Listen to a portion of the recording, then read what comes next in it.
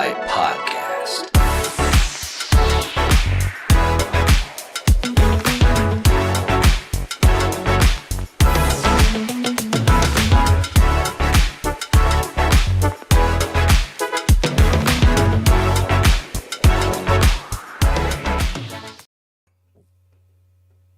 Hello, everybody, and welcome to Xbox International.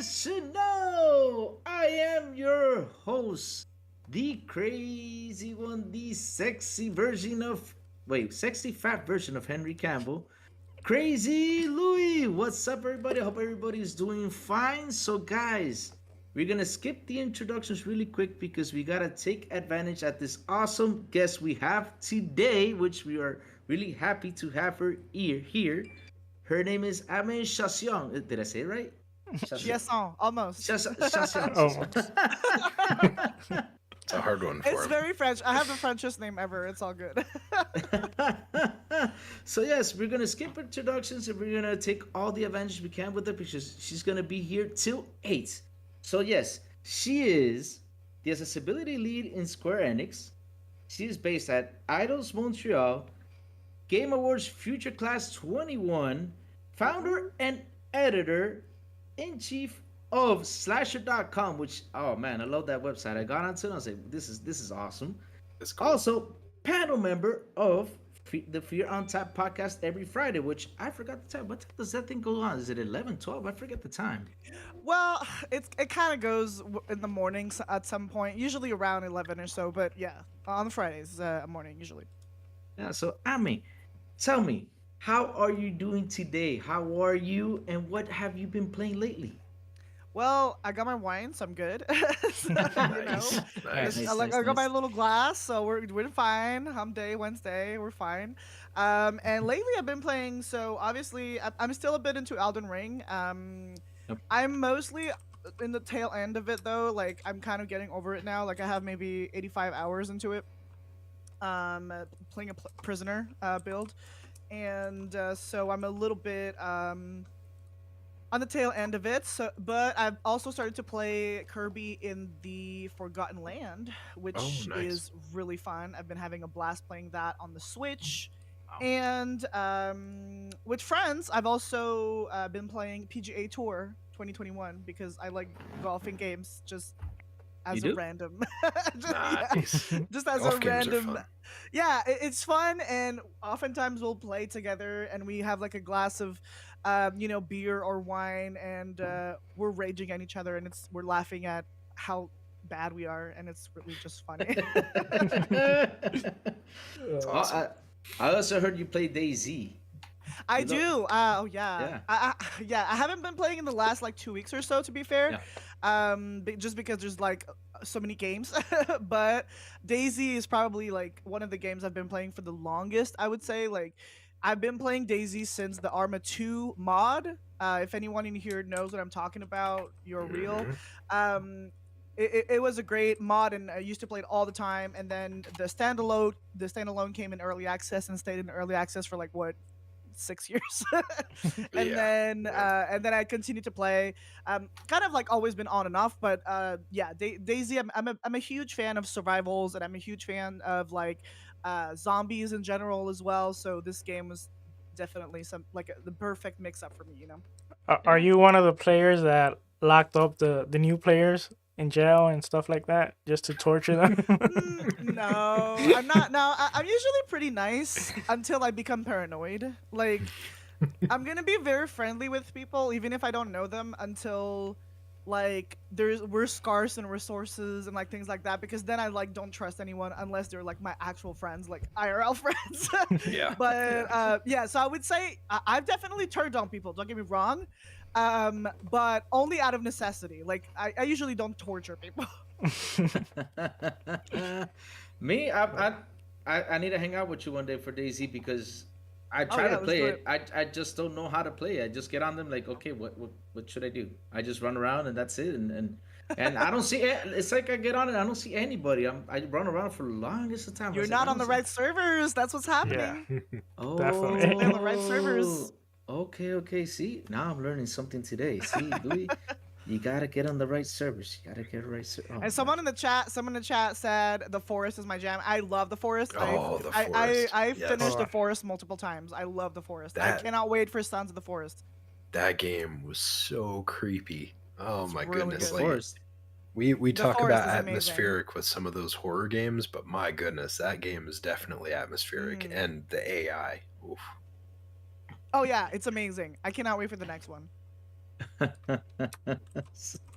Oh man. So I mean, you're a game dev gamer, streamer, Yes. singer, amateur guitar player, podcaster, and horror cinema addict. She got all the Does Man. it show titles. that I have Oof. ADHD? Wow, I mean, I don't know that's There's so nothing yeah. wrong with that. So yeah, I mean, we want to start off. I mean, I wanna get to know you. I want to know you about your gaming history. Seriously, what got you into gaming? I mean, I want to know where did you start gaming on, which system, and all that stuff. So yeah. So strangely enough, so you touched on two big things in my life, which are horror and Yeah. gaming. And my mother is the person who introduced me to both of these things. So awesome. growing up, my mom was really big into horror. My mom, who told me last week, by the way, she just said randomly, she said, "Oh, I wish I could be like a horror film director, but I feel like they would throw me in jail because of how fucked up my mind is." And I was like, "Excuse me, mom." Okay. Wow. You know, I was that like, okay. All right. that reminds you of the guy who you know when they made Alien, he came into the airport and for the drawings he was gonna be thrown in jail because they were like, dude, what are you doing? And Oh. they had to come by and say, hey, that's for a movie, that's for a movie, Yeah. let him go. Yeah. Kinda Yeah. like that, yeah. I can see But that. yeah, and same for gaming. My mom was big into gaming, but what's funny is that when I was a child, my mom would lock the gaming consoles, and like we had this sort of like TV stand, and she could like lock it, and she would lock the consoles in, and she would say like, video games are not for children. And so when she was at work, like parents are horrible at like hiding keys and stuff like that. Like we've all found, things that our parents were trying to hide. Mhm. Parents just Mhm. suck at hiding things. Get better. And so I stole her key and I would play on the console while she was out, and then I would delete my save so she didn't know that I played. And one time I fucked up and I deleted her save. Oh. And so I got into big trouble because I was just like waiting for her to arrive, and I was waiting in bed, like just waiting because I was like, she's gonna start to play at some point. I don't know when. And then she started to play, and she yelled my full ass first name, middle name, and last name. And yeah, and I got grounded. But Caught you in the act. that's a Oh, thing. yeah. So that's how I got into gaming. But yeah, and then after that, it just became kind of like my main, I would say, hobby, especially handheld console. When I was little, like playing Game Boy Advance mostly. That's mostly what I played. Yeah. Which game was your main one on Game Boy Advance? Ooh. Strangely enough, one game that I played the hell out of when I was a child was The Sims. The Herbs, Sims in the City. Oh yeah. Yeah. I played the shit out of this, and it's also that because when I was little, we didn't have a lot of money, so we couldn't like buy all the games like all the time. So I would just either get games from my friends, or we would buy them like at a pawn shop or whatever. Yeah. And so I played a lot of those like kind of movie games. Like I played the Finding Nemo game quite a bit. I played the hell out of the Scooby Doo games on Game Boy Advance, like I Those mentioned. were good. Mystery Mayhem Mystery. Anyways, I played a lot of those, like those cartoon games, like and then the Herbs, Sims in the City. That I played a lot. I played the Zeldas. I played. Do you remember the Yoshi's Island with the like cartridge no. that you could like move around with Oh, the no. it had like a motion detector. Yeah. I played that. Why? Every time people talk about Yoshi's Island, all I remember is the baby. Wah, wah, wah. Yeah. That's the first thing that comes to my We- mind. You we made it for every dreams. we every now and then got those cartridges in over at the game store I was working at the time, and it was fun. Like we had Herbs. You mentioned the Herbs one. Like we had so many copies of that game. I didn't realize how much that game sold, but I swear, like every other day, we had people trading that game in. like from having played it and stuff, I was like, Yeah, man, yeah. that game is popular. It's quite It's long awesome. too. Like it takes a while to finish. Like Yeah. it's not a quick game. Yeah. It's like because for those who knows like what the Sims are, it's not like a typical like simulation sort of game like the Sims on PC. It was more like an RPG type game. Yep. Yeah. And like open world too, which was really interesting. Different. I Yeah. personally think the Herbs was ahead of its time. Okay, I'm gonna say it. I think it deserves more recognition. I'm just gonna say that. Open world leader right there. Wow. Oh, so What was your favorite game? Oof. Ooh. I don't know. Everybody asks that. Like, I don't know. Like, for me, games are like so attached to like moments in my life that yeah. it really depends. I would say that when I was like 9 years old, like 9 or 10 or 12 or something. I can't remember, but yeah, the Herbs was like my life for for that time. But no, I think after that, I played the hell out of Diablo 2. Oh wow. Growing up, and then Age of Empire. When we first got the family PC, like I was all about Diablo, Age of Empire. And then when the Warcraft, not the World of Warcraft, but just the Warcraft. Oh, I I played those. Those are so fun. I love But yeah, it depends. I mean, if like right now, what's my favorite game? I don't know. Like Elden Ring was my favorite game for a month. Like. It really depends, honestly, but I love all sorts of games. Especially the ones that deals with horror. Yeah, definitely. Yeah, if I were to say like a specific style of game that I like horror games for sure, or any game that has like a horror sort of, theme to it, like like Castlevania. I love Castlevania. Like just the horror theme. It doesn't have to be scary, but just like the horror ambience. The goddamn. Yeah. Every time I start listening to Fear on Top, the beginning intro, I in my head I see Super Castlevania for Super Nintendo. That's what the music sounds like. I was like, oh man, exactly.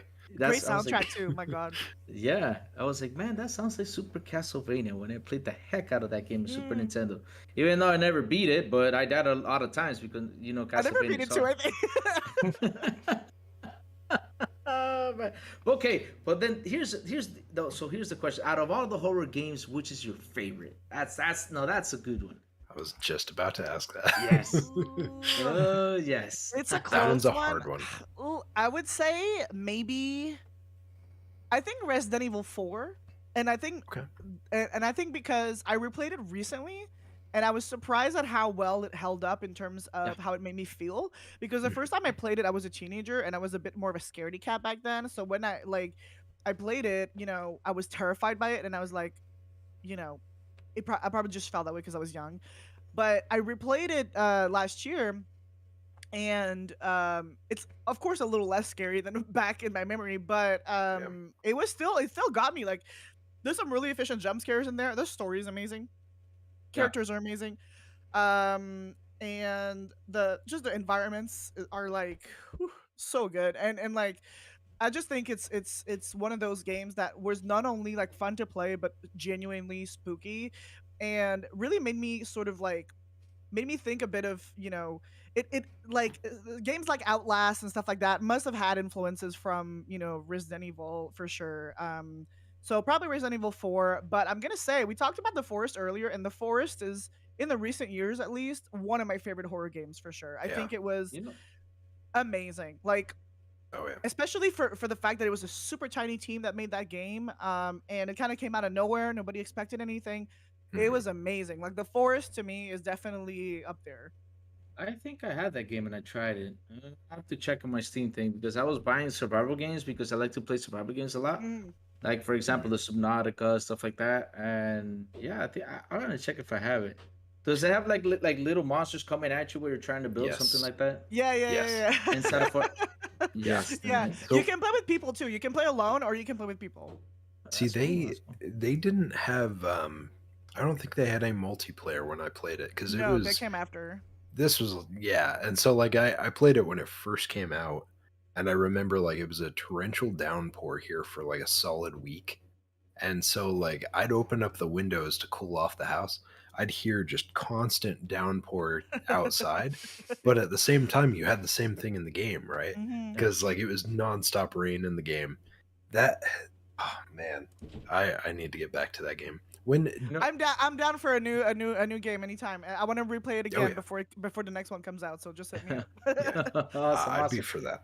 You know, you said Resident Evil 4 was scary, but for me, it was not that scary because here's the thing, though. It was based on like in Spain or something, was it? The Resident Evil 4 game, if I remember. And so, no, yeah. So when the guys talked, and I know Spanish, they were like, "Oh, vamos pa donde ti, te vamos a matar, eres un hombre muerto." I was like, "What are you saying, dude? I'm not scared of you. Shut up, you know." I guess that makes sense. Yeah. That makes sense. Yeah. I was like, "What is he saying? It's not scary." You know? Wait, so they were not speaking like a real language? I didn't even know. No, they were speaking in Spanish. They're like coming up to you like, "Tú eres un hombre muerto, te vamos a matar." I'm like, dude, you're not scaring me. I speak Spanish. Like, what are you talking about? So what are they saying? I never checked it out. Like, what did they say? I'm just saying it from the back of my head because the last time I played Resident Evil 4 was a while ago, right? A while ago, yeah. And when I played this, they just come up to you like, "Hey, te vamos a matar, el hombre es muerto." Like, okay, like you're dead, man. We're gonna come kill you. Oh yeah, okay. Where are yeah. you? And I was just like, "What are you saying?" You know? I feel the same whenever like I watch like a movie or I play a game and there's a French character. Yeah. And you know what's funny too is that oftentimes, and I'm sure it's the same for like other languages, like in an English movie, like where they'll pick someone who's clearly not native in that language and they'll have that person speak French, like, but they don't know how to speak French, and so it just sounds like gibberish. And you're like, this person is not French. Who are you fooling? They could hire someone that speaks French, exactly. but heaven forbid we're gonna get the guy that has no idea what French sounds like at all. Silly. Yeah. I just love especially though when you watch those Japanese movies with the when you turn them into English and you seem like talking forward, like I will get you, and you seem like their mouth just moving. Oh, yeah, the joys of voiceovers. Yeah. Yeah. So funny. So that's why I'm happy now that we get to watch the original language with the subtitles beneath them. So yeah, I enjoy this. That's how I'm enjoying the movies nowadays. Oh, somebody's asking about Code Veronica. Do you love Code Veronica? I never tried it. I have no idea, so I don't have an opinion. I don't have an opinion. Also, fair. Miles is here. Like, he's gonna shake rage reading that. I know.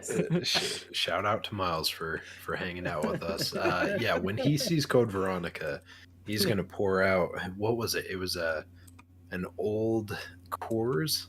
Is that what? Oh, what was it? He said Miller Genuine Draft or something.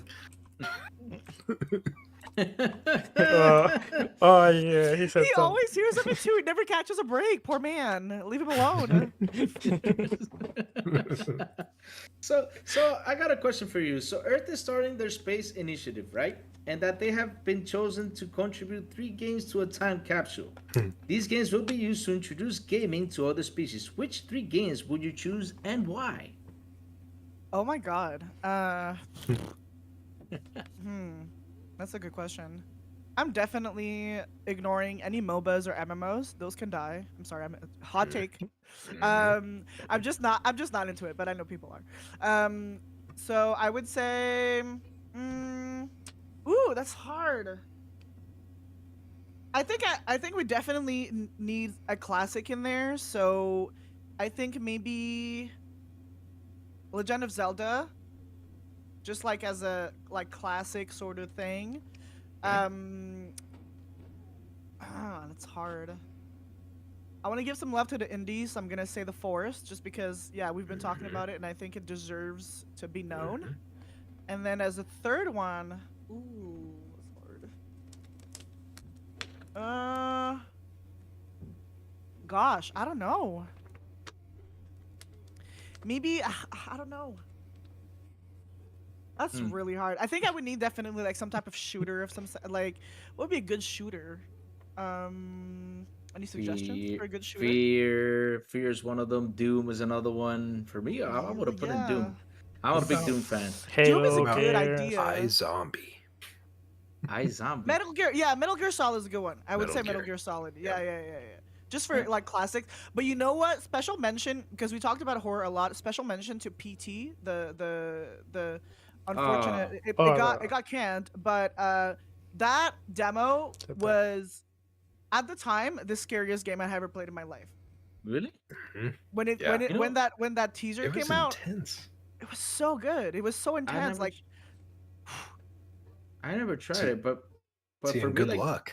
Good luck, because you won't be able to now unless you have someone who has it installed. That's a bummer with yeah, that one. it's hard to get into. You oh, need to have like a PS4 that had it installed when that teaser came out. Mhm. But it was one of the first times that I actually had to put the controller down and like kind of take a breath, like, because Mhm. it was the tension is so intense. Like my hands were soaked in sweat. Like I couldn't. Yeah. It was so wow. scary.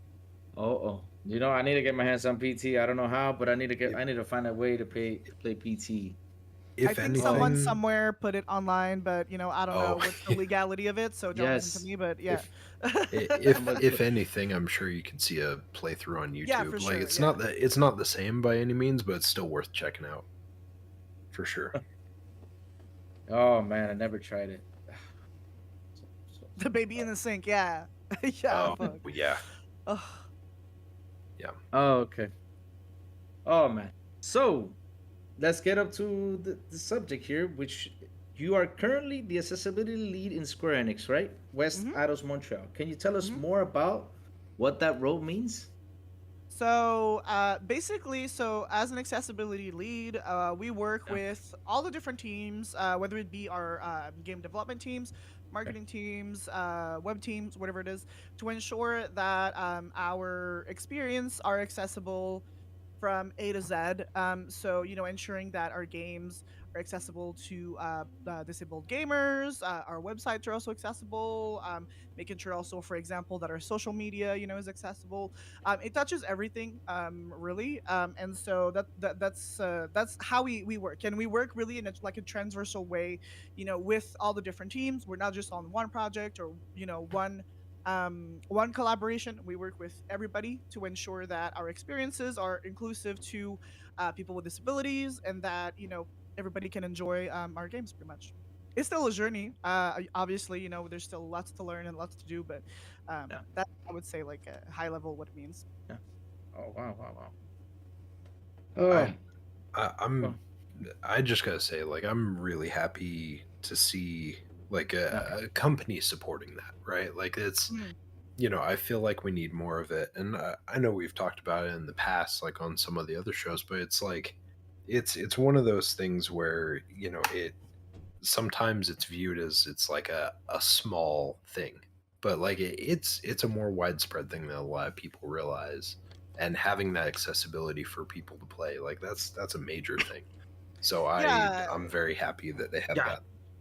I appreciate that, but yeah, no, it's true. And there's like other companies, like we have a department, but like there's departments at Ubisoft.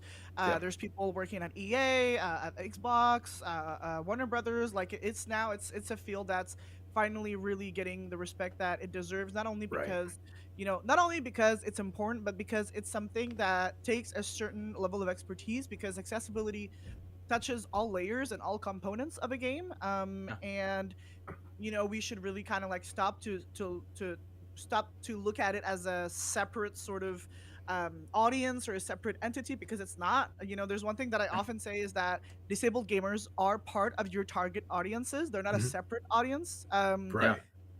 Because people shouldn't choose to play a game whether it's accessible or not. They should choose a game based on their preferences. And whenever companies have a certain target demographic that they're shooting for, people in that demographic are like disabled gamers are part of that. So it's really important to make sure that everybody's considered, and that we work with the teams to make sure that we try to get Yeah. all bases covered.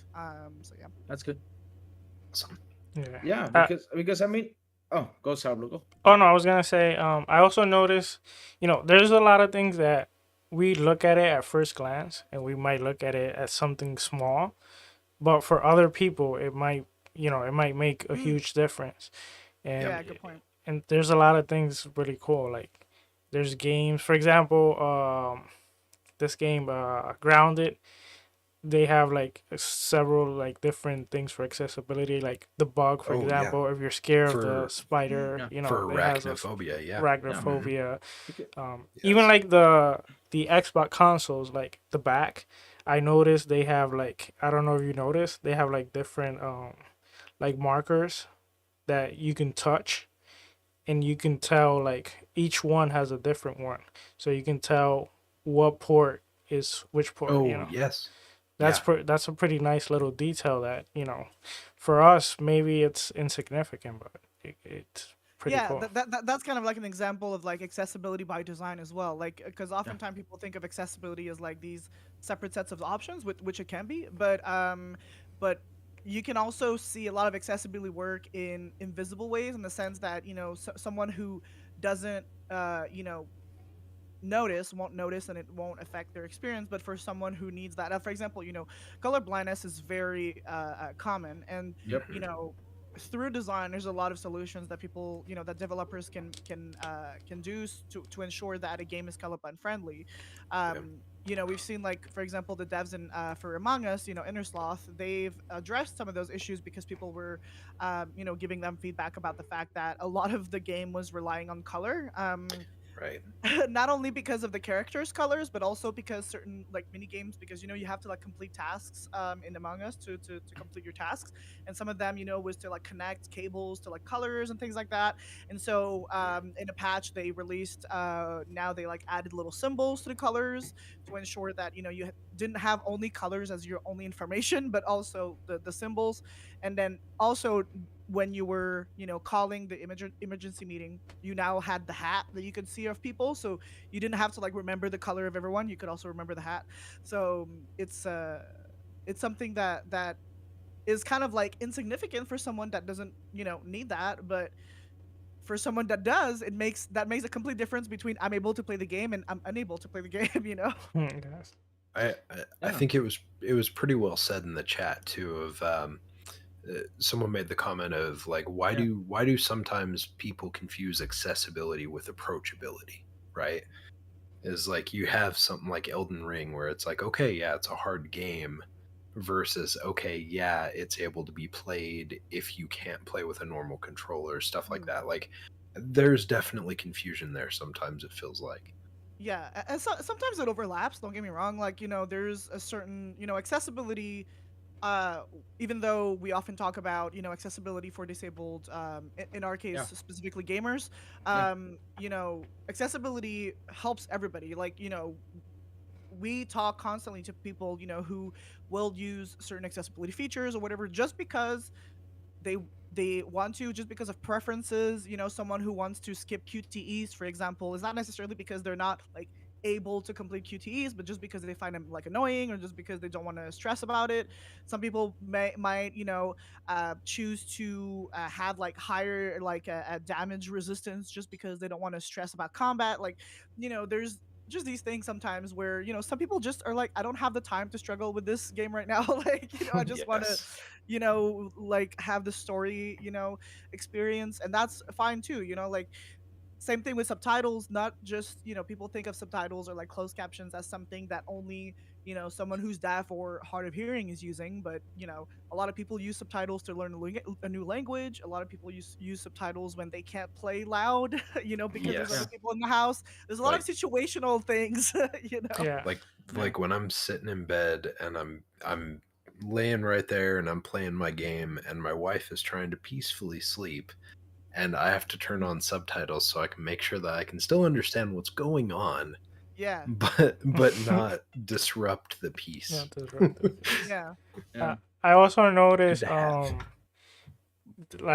I'm currently playing Guardian of the Galaxy, and I was going through the menu, and there's an option where if you're a content creator, you can disable like copyright Oh, the music. music. Yeah, yeah, yeah. Yes. I thought that was Yes. kind of cool. I was like, oh, I Yeah. never noticed a game do that. Yeah, the games are starting to implement that now because of how DMCA works on Twitch. And unfortunately, it's not really the fault of like the neither the creator nor the developer is kind of like that thing of like nobody has like power over it. Yeah. Right. So Yeah. it kind of makes sense to add that there because obviously you want your game to be streamed on Twitch or like you want content creators to like use your game as like something that they're gonna play. So I think it just totally makes sense. I have a quick question for you. You're also a game dev, right?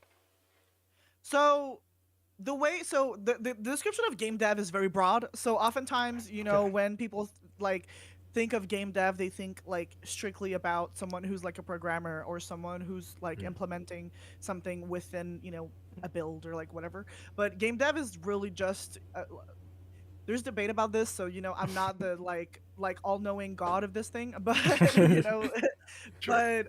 but at least from my point of view and from the mindset of a lot of people, um game dev is just like an umbrella term for people who work in the game industry and help putting games out. Okay. And I'm saying out, but that's not true because I know people who have been working in games for many years and they don't have a game out yet. They're still game devs. So Yeah. it's just if you're working in games, you're a game dev. I consider QA to be game devs. I consider someone even who's in marketing to be a game dev at some capacity. Yeah. But I would say that our since we're in a department that works with like all the projects, we're not just in like one we're not working with just like one team or whatever. Like I said, we work with the different departments and things like that. So Yeah. um I'm not like the person programming or Programmer. Okay. implementing features, but we work with them very closely to ensure that whatever is being designed, implemented, and stuff is accessible. So yeah. Yeah, Okay. you Well, have to work in tandem as a Yeah, team to exactly. make sure Yeah. that everything actually operates the actually, way it should. operates, yeah. Yeah, and tandem Yeah. is a good descriptive way Yeah. to say it. Okay, that was my question to set up the question, but the real question is, I'm gonna ask it anyway. Do you think that now that accessibility, it's being more, it's being considered more at the time, developers are creating the game. Do you think that will also alter the way games are designed? Like, do you think Mm. they can find new mechanics and new things because of this? This will push the industry that way? That's a really good question. I would say yes, and I think for the better because, it, and I say this a lot. Accessibility is a perfect ground for innovation. And so I think that developers and game designers, whether indie or AAA, doesn't matter, can use the mindset of accessibility to just genuinely design better games, and not only games that are fun and that are challenging because yeah you can make a difficult and challenging game but also make sure that accessibility is part of your vision. Yeah. So yeah, I would say that going forward I definitely see more games considering accessibility from the get-go, from their early game design, rather than kind of like thinking about it as like a separate set of features that you think about, mid production or at the end of your Yeah. production cycle. So yeah, for sure. I think accessibility is more and more getting involved early Yeah. on, and so yeah, I think it will influence game design, and I think for the better, honestly. On my side, like I'm really happy to see that all this stuff is happening because everybody deserves to play a game. I mean, like I remember, I go back as a kid, um, when I watched Arnold Schwarzenegger be the Terminator. I was like, yeah, I want to be like Terminator, Yeah. Arnold Schwarzenegger, stuff like that. And so, what better place you can be in a video game? Like for example, those Terminator games, right? And if you are disabled, have a handicap or something like that, I mean, the way that accessibility helps for you to play that game and you for that person also to be like how I think I could be Terminator, that person could Yeah, yeah, also yeah. be. I mean, Yeah. seriously, that is awesome, and really like it's amazing all the work you guys are doing through that, and I'm really happy that it's happening because really I have a bunch of friends that are colorblind, and right now I see that option there that you can switch. You can turn colorblind on and helps the player, enjoy more of their game.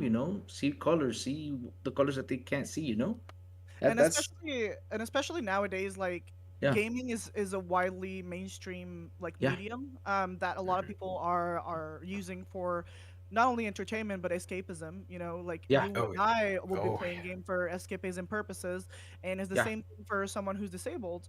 And you know, why like block someone from that escapism experience that we get to experience, and especially going forward, you know, uh we're not getting any younger, Yeah. and the oh, first generation of gamer, you know, is entering, you know, their 50s and 60s and 70s, and with age, you know, will come, you know, certain sets of disabilities, you know, light to severe or whatever it is, Yeah. but that's a true reality that wasn't a reality before, because you know our grandparents and our parents didn't necessarily have video games when they were growing up, so that's not something no, that they care about or that they want to Yeah. play. But for us, you know, I don't know about you, but I'm not planning on stopping to play games when, you know, I'm in my retirement home, or you know, no, no. when I'm older. No. So you know, that's something to think of too. Like even when someone we speak to may be like a little bit more resistant about the idea or whatever, that's a usually a pretty impactful angle to bring up, because um you know, when you make it about yourself, some people need to make it about themselves sometimes, to kind of like understand the mindset, and so to bring up that fact of like this may affect you one time, and Yeah. you don't know what life will bring you, you know. Like you Yeah. might, you might just break your arm one time, and then you know you want to still play your game for the time that you're in your cast, or you know whatever. So I think it's sometimes like a bold assumption. Some people say, "I don't need that." Like, I don't need that. I'm like, that's bold of you to say. You might not need it now, but you might you You might might need end it up needing in it the at some future. point. You don't know. Yeah, Yeah. things can change. Things can Yeah. Exactly. change I mean, within a moment. you know, but I'm happy about something though, that if whoever played Contra, we actually beat the first level. Nowadays, you put Contra with with the kids nowadays, they have never beaten the first level. So yeah, I'm actually happy to say that the first level of Contra. Here's another question though. Yeah. Is a really good question. How can we continue to make sure that developers are allies of accessibility and that no gamer is left behind? So, I mean, when it comes to that, I mean, advocacy work, advocacy, how do you say that? Yeah. Advocacy. Anyways, Uh, um, Advocacy. Yeah. Advocacy. advocacy, yeah. Advocacy. That will never stop, you know, because as games, you know, evolve also just with Mhm. technology and whatnot, you know, like Yeah. new sets of challenges will arise, you know, so it will never stop. But yeah, I think the main thing is if you're, you know, if you're someone who's, whether you're just a gamer or you're a game developer, if you know, if you want to have an impact, you know, talk about it, you know, make sure that you talk about it. Try to, you know, reach out to people into your team to perhaps bring in training opportunities, try Yeah. to bring in consultants, and Mhm. also connect with disabled players, because they have a voice that needs to get heard. Yep. And usually, you know, whenever you want to really have an impact into a group is to directly talk to the people that are being impacted, you know, like having someone tell you directly like, hey, I would love to play your game but I can't, is something that usually works really well in just raising awareness, because it's no longer just people on Twitter or, you know, Right. like an anime profile pic. It's an actual Mhm. person talking to you and being like, hey, you know, I love the work that you do and I'm sad that I can't, you know, I don't get to experience it. That usually works, you know, just in terms of raising awareness, and you know, also to have a conversation, because sometimes it's really easy to kind of like brush off people on the internet, but to talk to them directly is really impactful. Yeah. Educate yourself. There's so much, you know, there's conferences now. There's the game Yeah. accessibility conference at GDC. There's a bunch of talks. You know, there's a lot of free resources out there. There's a great, if you're completely new to accessibility and you don't even know where to start, there's a great little series by Game Maker's Toolkit on YouTube called Designing for Disabilities that is amazing. He goes over different kind of like parts of accessibility and showcases a lot of examples, a lot of different games, and it's like a great place to start just for someone who like knows nothing about it. It really goes into like just in depth enough, you know, to make you understand. And you know, there's a lot of resources out there, so definitely educate yourself before advocating, because sometimes, you know, people want to be nice and advocate, but if you don't know what you're talking about, sometimes maybe you're doing a disservice to the mission. Right. So make sure you Right. educate Yeah. yourself before going out there. Yep. I agree. Yes, because I've been hearing about like, yeah, it's it's easy. Like they were saying, no, that's easy mode, and that's something that people like. They really need to sit down and read to understand what accessibility means. It's not easy mode like everybody's been saying. No, that's easy mode. No, it's not, Yeah. guys. It's Yeah, it's a way for unfortunately, everybody to play. It's a yeah. way to help other people play. People who are disabled, people who have something a condition or something, and it helps them play and enjoy their game. So yeah, It's um, what it's like go you for it's like you said with those GDC talks and stuff yeah that they do each year. Those are great. Like I'm yeah happy that we're seeing a lot more of that, especially in the time we live in, right? yeah We're able to get all this stuff Oh just yeah. right on YouTube. Yeah. So we're able to yeah jump right onto it. We can actually see those things. Uh, Back in the day, like even just 2005, 2006, you didn't have access to a lot of that type of stuff as you do now. So it's yeah. great that that stuff's becoming more readily available for people to look at and get to see. Yeah, and for anyone who's like active on social media, like on the top of my head, there's a bunch of accounts that you can follow, but like go check out Ian Hamilton, Tara Volker from Xbox, Dev Gamers TV, who's a content creator and a accessibility consultant, Morgan Baker, Yeah. David Tussauds from Ubisoft. There's like a lot of people online who are very generous with their time, and like with how much they share online as well. So yeah, for sure, like you said, there's not a better time to have access to these resources. The internet can be a cursed place a lot of times, but there's Yeah. also There's really good really good fortunately a things. wealth of good resources as well too, Exactly. right? I got a Oh, question. How do you become a accessibility lead? Hmm. Mm. yeah. So that's a really good question because not one person who works in game accessibility has the same story. Because contrary to a lot of other like specific skills and like fields, there's no like game accessibility class or game accessibility university like course, like um this it's not like a field that you can like easily get into, from like school, for example.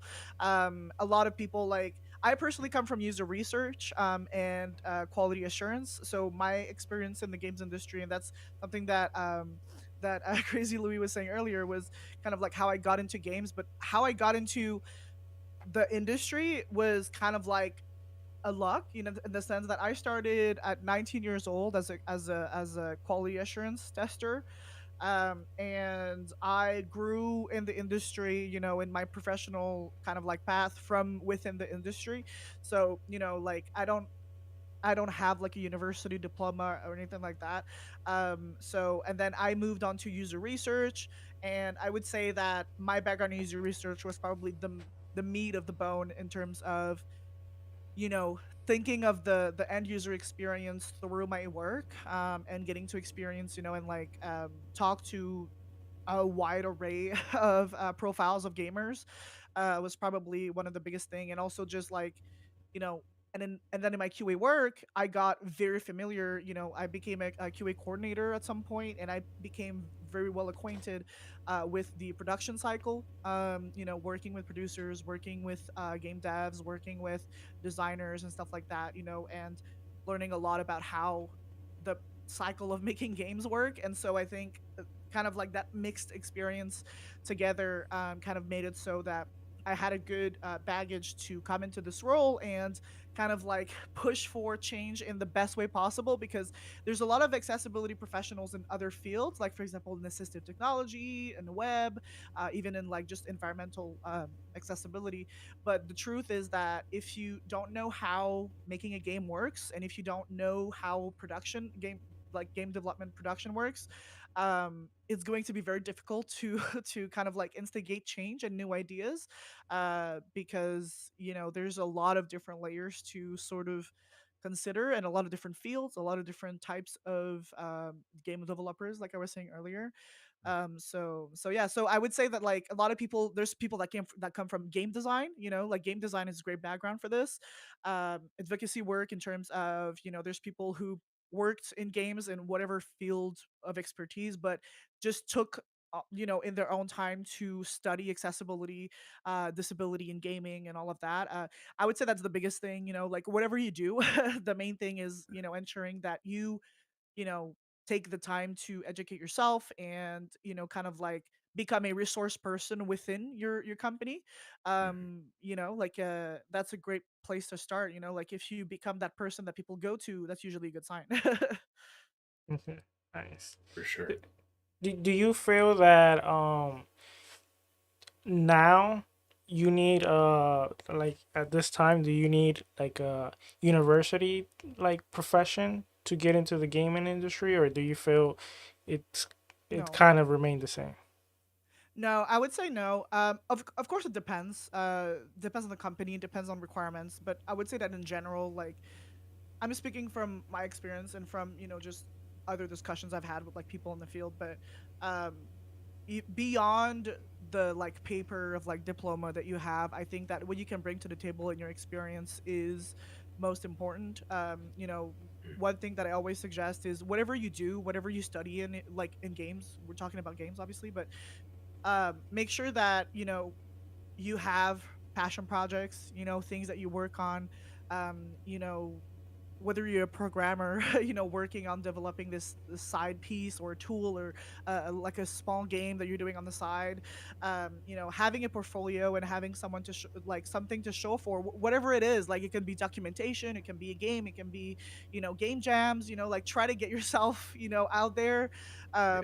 because it's still an industry that relies a lot on sort of networking as well. So if you're able to like go to events, and kind of be able to mingle with people in the field that you kind of like aim to work in, that's a great thing because people who might have more experience than you can kind of like share how they went about their journey. So that's the main thing. But some places I think are a little bit more like severe regarding like a diplomas and things like that. It really depends where you go. And it depends what you have to bring to the table. And I've seen a lot of people who come from completely different fields and ending up in the games industry. I've seen people who come from the movie industry who came into gaming. I've seen people from the music industry who came into gaming. So if you have something to bring to the table and something different, usually that can be pretty attractive to companies. To try and get like different perspectives, different backgrounds. I think that any team wins in itself when there's like a variety of people coming in, and that goes for having diverse teams, not just of background but of actual like lived experiences. Making sure that your workplace environment is accessible and inclusive to people with disabilities, people of color, people of different sexual orientation and whatever it is, because the more different experiences that you have, in my opinion, the better your product is going to be. Yes. Yes. 100%. Percent. So now I want to get into a really, really, really spicy subject with you because I know. Spicy. Yes, you're a horror enthusiast. Oh man, you're like all of us. We love horror. I mean, look at Silent Cypher's background. Look at all that stuff. He's Mm, got he's got I love Michael that. Myers. He's got Oh Ma- wait, Cypher, wait, I have this. Dude. oh. I have this little. So this is Oh no. a friend and viewer of mine on Twitch who knitted this for me. Yeah. Oh, This Oh is Michael wow. Myers. This is a little Michael Myers plushie, and you can That even is remove amazing. his mask. The mask? Oh, You man. can? Is it missing the one Isn't eye, it or cute? is it? Isn't it cute? That's awesome. Yeah, it's That's awesome. cool. That's cool. It's awesome. It's awesome. I unfortunately don't have something that someone sent us, but I do have a recent edition I've got to add at some point. Ooh, nice. Yeah, so I'll have to put that up there. Uncle Freddy. Did you know a fun fact? Uncle Freddy was a gamer at once, and he had the power glove. You never watched that movie where he used the power glove to. What? You'll have to tell me about that one. What? What? that No, later. you have not No seen idea Freddy. what You you're have talking not. You have not seen Freddy is dead when he whips out the power glove and he's like playing with the Oh, person. okay. Ah, Okay, yeah. I got Fun you. fact. I Yeah. Sorry, I almost wiped it out of my memory. Okay, I got Yeah. Just like the Star Wars holiday special. you. Is it the what? The Star Wars holiday special. Yes. Or what was that sour that you were talking about last week? How it was like Chucky versus Freddy or something. Oh no, Chucky Chucky versus versus Leprechaun. Leprechaun. First There's a Leprechaun. Oh my god. there is a movie. I searched for is that true? I was like Chucky. It was so funny because I'm the only one that's not huge into horror, and I brought that up, and nobody knew about it, and they didn't believe me. They thought I was making it up. You know what's funny though? Like Chucky was probably one of the first like horror film that I watched, and I was really like young, and I was terrified, like. Because I was like, when you're a kid, you don't understand the second degree, like, you know, of things, and so for me, I just saw like a maniac doll stabbing people, like that terrified the shit out of me. That happened to me too. And for many years, I could not, you know, have dolls. Like my grandfather had bought me this, like, you know, like these like fake babies. My grandfather had bought me like these like fake babies, you know, and you would like move them and they would like open and close their eyes. No. And I could not handle it. Like I threw them all in the garbage, and then I went to school the next day, and my friend was like, "Well, have you not watched the movie? Like if you throw them in the garbage, that just makes them angry." And so that scared the shit out of me for weeks. For weeks. Oh. Bro. And That's then so every mean. time, and then I got scared because I was big into like Toy Story and stuff back then, right? And then so I was convinced just by default that my toys would come alive when I would go to bed. And then I thought, wait, my toys are gonna like resent me now. So like every time I would go to bed, I would like make sure that all of my toys, like my Barbies, like my plushies and stuff, were all like well like placed, and that they were all happy. I would say goodnight to everyone, and just say like, please don't kill me. Like I swear, I'm like I love you. It became like a whole thing for like at least 2 years. Because like for example, I mean, I know something about you that me and you are like, we are afraid of dolls. I am scared shitless about dolls. No. Still to this day, I don't love dolls. I mean, I was playing Resident Evil 8 the other day, and I got to a point that I'm gonna fight a monster that has a doll, and I was like, oh no. I mean, I saw the dolls hanging, and I was like, oh no, this is like the island from Mexico. Have you ever seen Ghost Adventures? They go to the island of Mexico, and there's like that. Yes. Oh no, I was like, no. I mean, seriously. You're like hard pass. Look, I'm not kidding you. I'm even, you know. Oh no. Oh, I don't like dolls. That scares me a lot. But like for example, it happened with me with Chucky. But after I saw the first movie and I saw like the guy got into him, I was like, that's not gonna happen.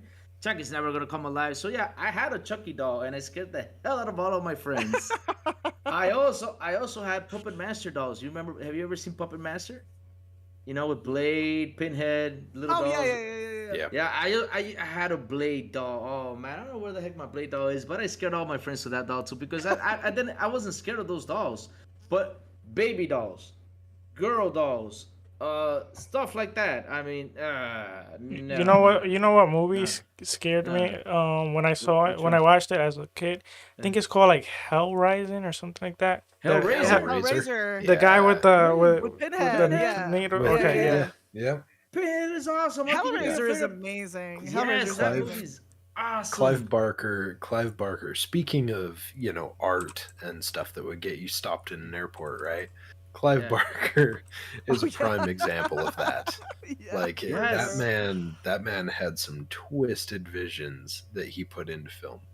Yeah, it's also sure. it's really beautiful though. Like the way the designs of the how they call the the Xenobites. How do they call the Xenobites? The Xenobites. Yeah, like they're very creative and weirdly very aesthetic. Like very aesthetic too. Like they're very spooky and like creepy, but very aesthetic. It's creepy because it's almost like he made them like angelic. He made them like angelic to an extent, which is creepy. You would never be able to think that would work, but for some reason it just worked with his stuff. No, that's true. Pinhead was awesome. I love Pinhead. Every time Pinhead comes, like, go Pinhead, go get him. Oh man, wow. Yeah. There's a series coming. I don't know when, and I don't know where, but there's a series coming with the lady Cenobite. Because you know there's the one that has her throat open and she has I think so. Okay. Yeah. But yeah, I don't have details. I just know that's coming sometime. But like, just Google it. There were 4 of them, right? I think they were They were three. yeah. There was the fat one. There was the fat one. Then there was the one that jumps his mouth. Like There was jumped like his a mouth. big like there was like a big ass like tall one Yeah. too. I think no. The first there was a fat one, right? Then there was the one that was like a muncher, like he didn't have eyes, just like munched his teeth a lot.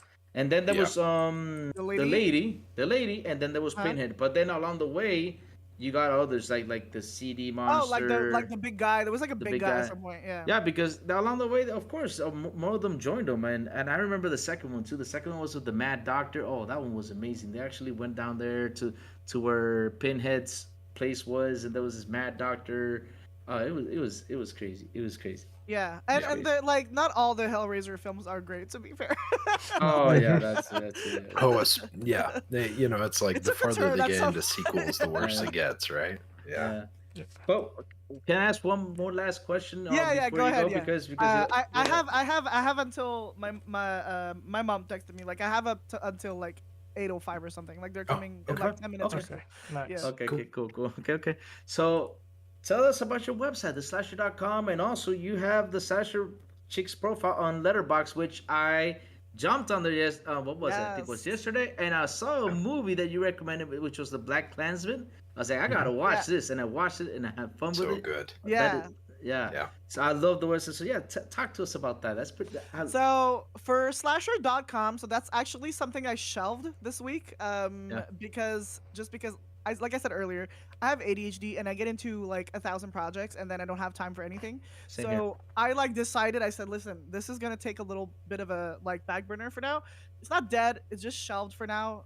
It might never come back, but we'll see.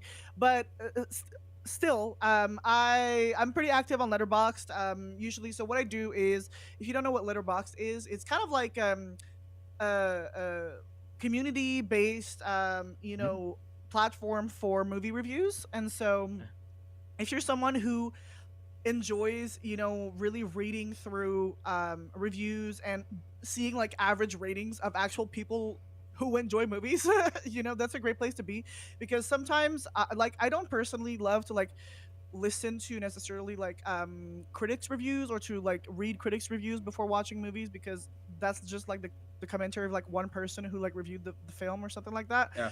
I usually prefer like community based, like averaged Yeah. sort of like ratings. And Mhm. Letterbox is great for that. You can even like make lists for yourself. You can like have watch lists. Like you can decide like, oh, I need to watch this later. Like you can just like add that to your watch list. It tells you where you can watch the movie, and you can you can like log in reviews. You can make your own list for people to see, and keep track of what you're watching too. So So, it's great. I that's love it. that's letterboxed with a D at the end, right? Yeah, Letterboxd. Yes. I'll write in Okay. the chat there. It's Okay. great. I love Letterboxd. It's great too because you can't post anything else than stuff related to movies. So it's not like a social media per se where you can just like post like statuses or whatever. No, you're just posting about movies. So you know that you go Right. there and it's all about movies. Nice. Yeah, I mean, I jumped on there and I was like, let me see this movie. So I went to my Amazon thing and looked for it, and I was like, oh, it's here. Boom, just started watching it. Had a lot of fun. I was like, wow, this movie's pretty cool. Pretty good movie. Really good. And yeah. Oh, oh, Yeah, okay. everybody, y'all should get on Letterboxd. Honestly, like they should sponsor me at this point. Like I talk about them all the fucking time. So now my final question though, what is your favorite scary movie? That's Oh. that's one. That's one. So that's Ooh. something we actually talked with Miles on the first episode. I think we like chatted Yeah. about that. For me, I think just because I don't think because it's the greatest movie that's ever been made, but just because of the sort of legacy that it holds. For me, the first Scream Yes. Yeah. is one of my favorites, just because of how sort of like I don't know, like it touches on so many like good like pillars of horror, because Yeah. I think horror should be fun in parts. I think it should be scary in parts. I think it shouldn't take itself too seriously, because sometimes Yeah. like listen, we haven't got into this, but like the whole like thing of like elevated horror and shit, like don't get me wrong, love me some A24 and Midsommar, but like some Mm-hmm. people are like starting to really be like a bunch of elitists about this stuff. Yeah. and it's annoying the hell out of me. But yeah, so I love me some Scream, love me some Evil Dead. Yep. Hellraiser is a huge classic for sure, Yep. but I think Scream, just because I think it's one that I'll go to again and again that I never get tired of. Um, and so yeah, and then other than that, I hold a lot of love for Goosebumps and Buffy the Vampire Slayer.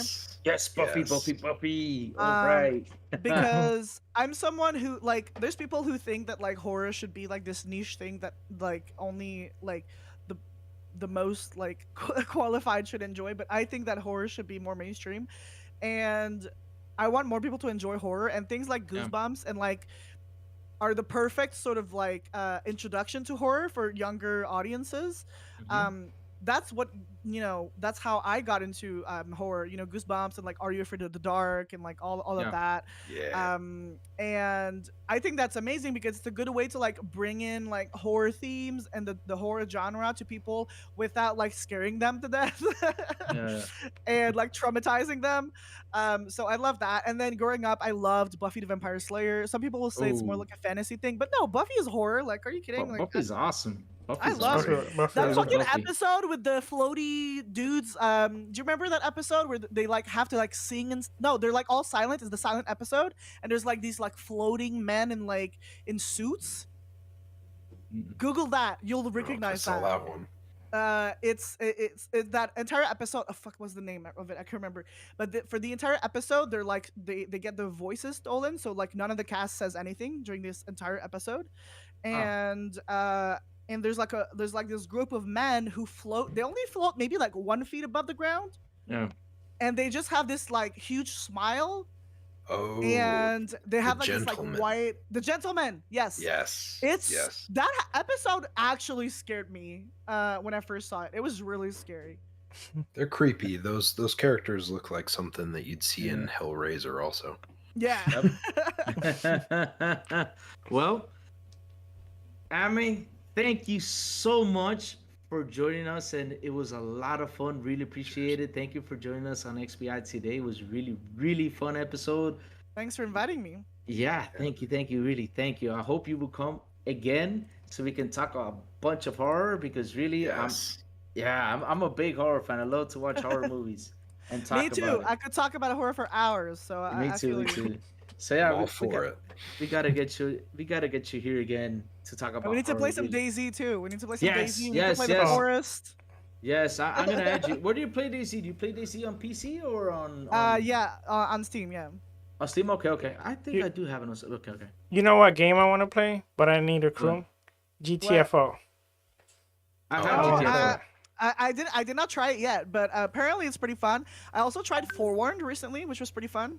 It's like it's kind of like Phasmophobia, but with mummies instead. Oh, okay. Nah, I think Sourblow's won't play GTFO. Sourblow's really scared of things. He just won't play it. He's Well, that's scared the of best everything. though. I love playing with scaredy cats. It's the best. Yeah. It's like, because Oh. I don't know, it just adds a whole layer should- of like fun. I love it. You can't see me play on Twitch then because when I play Resident Evil, things jump on the screen. I'm like and I start jumping That's around. great. I'm a big everybody- jumper. Yeah. Listen, I love horror, but I'm a huge wuss Yep. when it comes to jump scares. I Yep, yell yep. like You at nothing. enjoy I this. do too. You Me enjoy too, this me too. scare. Yeah. Me too. I mean, there's this one part of Resident Evil 8 where the monster sticks his hand and is like, "Wah!" I was like, "Oh no!" I threw my headphones off. I was like, "No!" I stood. I was like, "Ah!" Yelling. I was like, "No! Why?" But yeah. But again, thank you so much really Thank for you. joining us. It was a lot of fun. Yeah, So tell thank us you. where we can find you so people can know.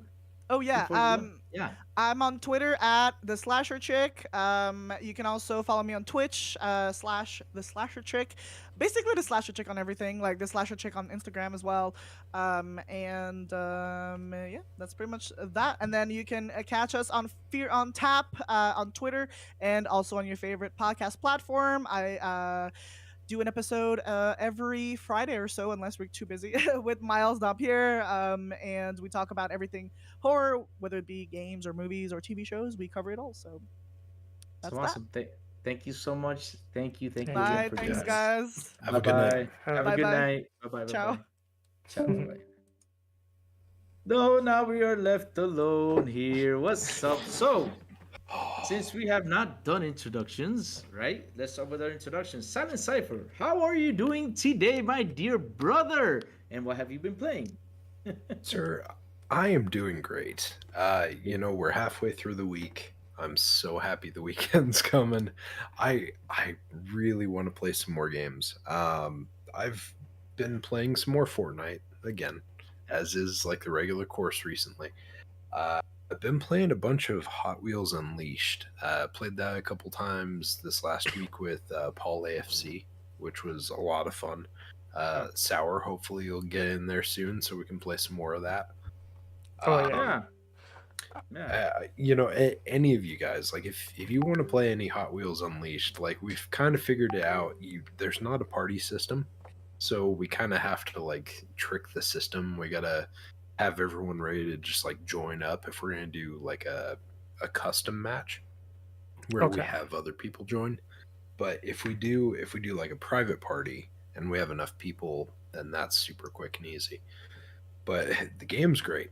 I minus the online issue of not being able to just like create a lobby, kind of like what Fortnite does, right? Where you can create a party and just Yes. drag them to the matches with you. Short of that, like the game's great. It's rough. those custom matches keep kicking my butt still, like I was mentioning last week. But it's really good. My son is playing it, and I tried playing a little bit with him. But Yeah. when I try split screen, I don't know, for some reason is I have a bug where my split screen looks like, you know how your Alan Wake floor looked like? The whole screen looks like Yes. that just on my half. Yeah. So I couldn't play split screen with him, but he's enjoying it, and So- I played and- like 1 or 2 races, and it's fun. Have you reported that issue? Yes, I did. Okay, good. I just, especially where it was mentioned recently. So I think I mentioned it on here, but Alan Wake, I was running into issues, and after I did the reporter problem, granted, like obviously it wasn't me that caused it, but a bunch of people reporting the issue as time went on, like they came in with a patch, and that game plays great now. So it's like the more attention we get to stuff like that, issues like that is great because hopefully we'll get quicker patches. But yeah, Brad Ward. So real quick, I did want to say Brad Ward mentioned every time Cypher talks, he thinks it's Metal Gear Codec about to go down. So I just wanted to say to him, Colonel, if you're listening, I just found a Hind D up there on the platform. Colonel, what are we getting into? Just for fun. just throw something out there for him. Nice. How about you, Sablo? How are you doing today, my dear brother? What have you been playing? I have been playing Guardian of the Galaxy. I'm pretty much done. I'm almost done. I'm like, I'm in the last chapter, definitely, and it's been a blast. I'm kind of a little bit down that unfortunately it's gonna end, but everything comes to an end. And I've been playing little games here and there. Playing a little bit of Way Out, a little bit of Dishonor, a little bit of Halo Infinite, a little bit of Yu-Gi-Oh. But mainly the main game I've been playing is Guardian of the Galaxy. Me, I've been what I've been playing is lately. Like I said, I'm playing Resident Evil 8, which honestly, if I can go on really early tomorrow and play it. And yeah, I've been still messing around with Elden Ring because there's just tons. I'm into I'm almost into 100 hours. Just love the game. Just wandering around, just see what am I gonna find going into caves and stuff. So yeah. So Sour Blow, what is up with the news today? What kind of news do we have today? We have this past few weeks have been pretty slow on news, buddy. What do you think though? I mean, we need to get some news kicking in. But on a good side though, we have that Assassin's Creed Origins is coming to Xbox Game Pass soon. Are you happy about that? I mean, tell us how you feel. Are you gonna play Assassin's Creed Origins? Are you a fan of Assassin's Creed Origins, or what? Just give us. Have you ever played before, or Yes, just talk to us about it. I played the Assassin's Creed Origin. I played the Ezio trilogy, and then I played the one I keep forgetting the name. The one with the snow. Valhalla. No, Valhalla? no. Before that, the one with the like with the war guys. With yeah, you use the Oh, axe. Assassin's Creed 3. Three, yeah, yeah. Yeah. After that one, I haven't played any other. I think I kind of What? got saturated. You know, I Okay. played Yeah. so Yeah. much, and I used to be one of these person that when I used to play Assassin's Creed, I used to try to get all the little things, Mhm. and that that kind of like I do want to jump into Odyssey, and I also want to play Valhalla. But there's so many games in my back catalog that I don't know when I'm gonna get to them. But eventually, I'll maybe play them. Yeah, definitely. I'll tell you, dude. Like, Odyssey is definitely a one to jump into. Did you ever watch like 300 or any? Like, oh goodness, what else? 300, yeah, Like 300, Gladiator, 300, Gladiator, stuff like yes, that. awesome So movies. if you enjoyed stuff like that, then that one, the Odyssey one, is a really really good one to get into because it's focused very much around that like Roman background, like Roman and Yes, Greek. I love Rome and I love Greece. The Yes. actually the Assassin's Creed I played the most was Assassin's Creed Brotherhood, and I used Oh to yeah. spend so much time just going around, the Colosseum, the Pantheon, and Yes. all the different building. I actually, I study architecture because, Oh because of those places, and because I love so much Greece, I love Rome, and yeah. yeah, Yeah. Did you ever try those? Because they had that mode. It was like basically like a tourist mode, yeah, like a history. It was almost like a history class in the game. yes, that was Yeah, awesome. those are really cool. Yeah, Like it's just a cool thing to like throw on, just like let sit there and play, and yeah. like you learn some cool things about Yeah, it. and it It's was it's fun rad. because, like, to me, like there was certain things when I played it that I knew what there was. Like, for example, the whole water system. I forget what the name of it is. You know how they had the whole pillars holding the canals for the water and all that. As Yes, soon as I saw it, I knew what it was. And right. but some people might not know at first glance. And they had to connect them and all that. It's pretty cool how the detail that it had at that time. I Yeah, was no, amazed by the game. it's pretty wild. I don't know. I mean, that's you know, some of those games get grief for the fact that there's like the Ubisoft, like the what is it? It's like their usual like aim, the way that they do their games. It's got that specific formula, right? But those Assassin's Creed games, like even though there's more of the leveling up and stuff like that, there's uh, those games are so good. Like there are so Yeah. many teams that put in stuff into those games. Like the content that's in those games goes into like the 60s plus hours easily every time. And it's pretty wild. It's like if you're willing to do a deep dive into one of those games, you are rewarded in the amount of content that's in those games. Like it is nuts the amount of stuff they put into those. Yeah, for me, like my favorite Assassin's Creed is Black Flag.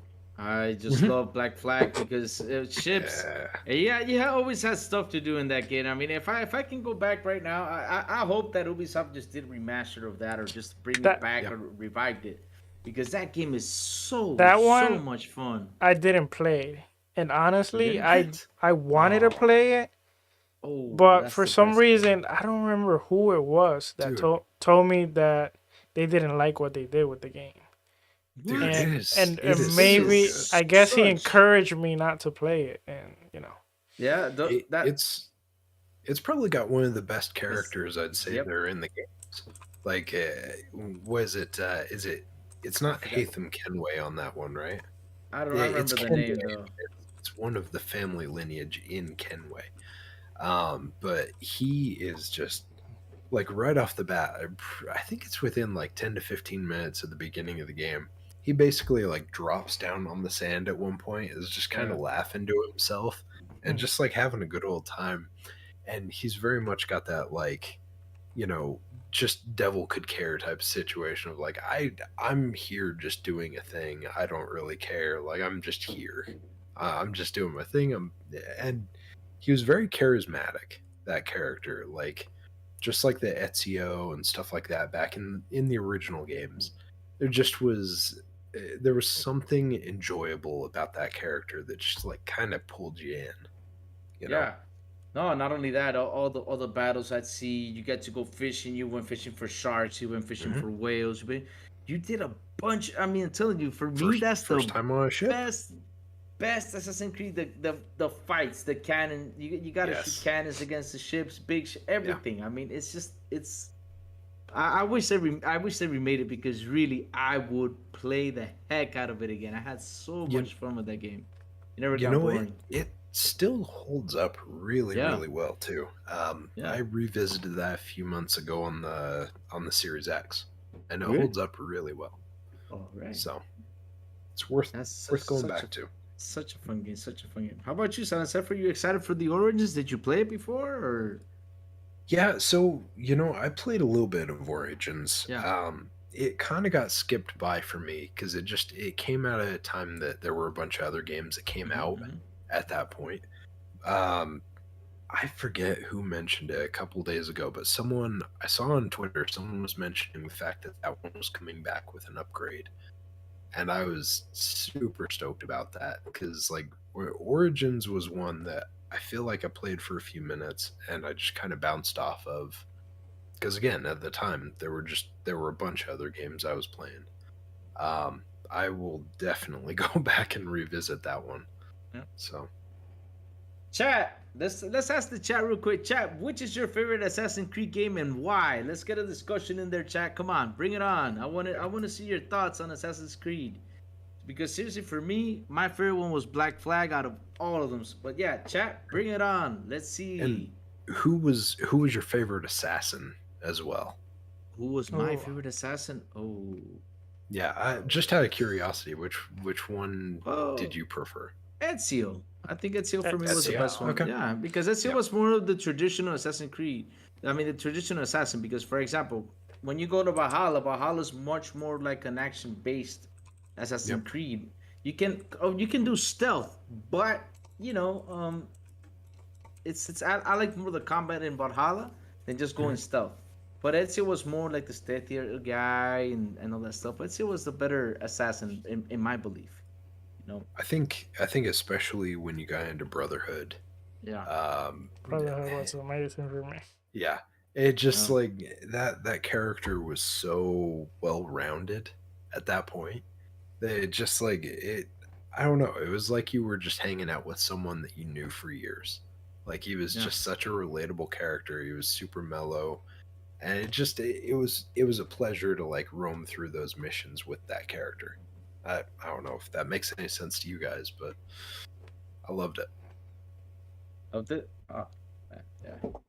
Oh man. So another thing, I heard that a new trailer came out for Saints Row. Not only when was it, like 2 hours ago? Like Yeah. an hour ago. Yeah, so Yeah. it just literally posted like hour or two ago for sure. Hour or two ago. Yeah. Which, my goodness, like I had reservations. Sorry, I'm just gonna jump right in and talk some Saints Row. Go. Go ahead, No go worries, ahead. Go for it. Go ahead. I go ahead. had reservations. I was a big fan of the old Saints Row games. Yeah. I loved those games. And I was just so excited the fact that like maybe we'd get back the Cockney accent or something like that because that was always the way I played it, and I loved that game with that, or even like the zombie voice was great too. But I was nervous. Right? Because the idea of remaking Saints Row, I was like, well, what about Shondi? What about Pierce? What about the president? Like so many characters that all of a sudden you just kick to the side. And when I saw the initial reveal and stuff on it, I think it was last year. I want to say it was last year. I think it was last year. Yeah. It looked okay. Looked all right. Like, I would still play it, but I wasn't as sold on it. But I feel like this trailer is showing a lot more of that, like that bombastic nature that Saints Row is all about, right? Like Welcome to XBI. That's the Geo.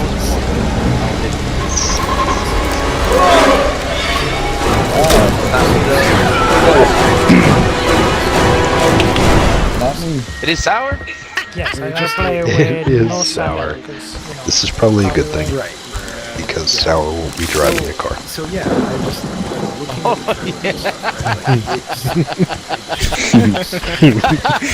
Oh no, Jason. Oh no! Did you look in the mirror finally? Is that? Oh, that's Chad doesn't mind any of crazy. this. That's crazy. Okay. You said he's at the house. There's like 10 houses. Which house? The main house, the big house. The Higgins house. The Higgins Savings house? Okay. I don't know where you're at, so stay right there. Okay, check it. Back in the day, I remember that. Never had this party game. Yeah, let me pick it out. Banana. Dealership. Just stand in the front. Careful, Cody. Careful. Why won't you fucking die? Run. You guys caught Tommy Jarvis? Oh. Okay. Hey, keep running. Keep going. Oh, like Just keep going. Just keep going. You guys caught Tommy Jarvis?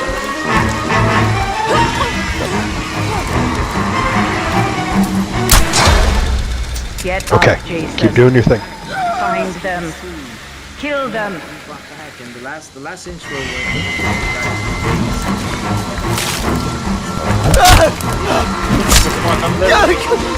Zacchaeus through.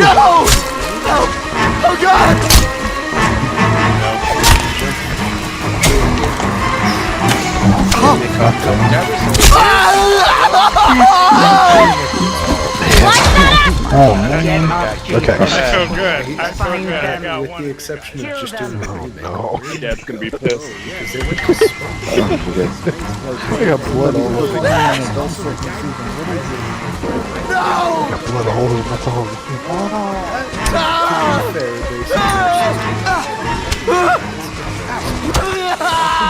Don't stop, Jason. Oh no. They deserve to die. Make them suffer like you. Chad's best friend Tommy Jarvis is here.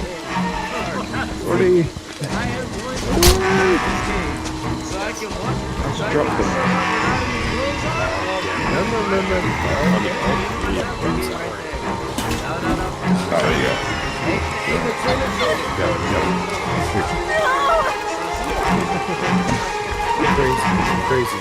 Just because someone else shows up. I'm going. I'm coming.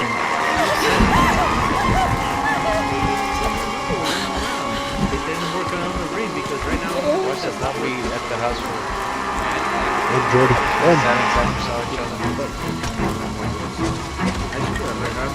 No way. No way. They deserve to die, Jason. Make them suffer. Damn it. I got it. Oh, I don't got it.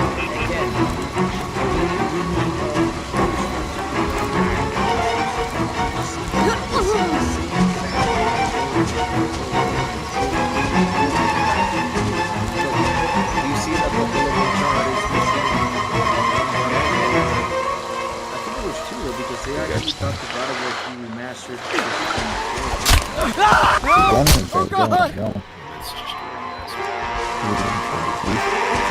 I've got that. But like I said, you know, this is also FIFA. How many people, like how many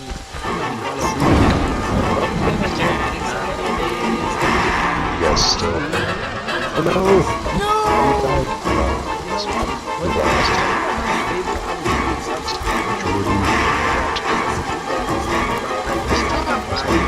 Okay, come on.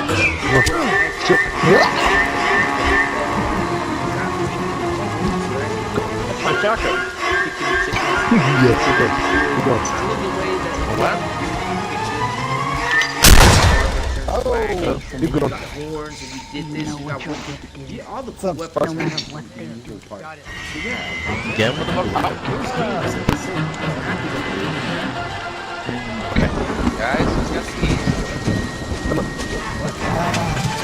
Please,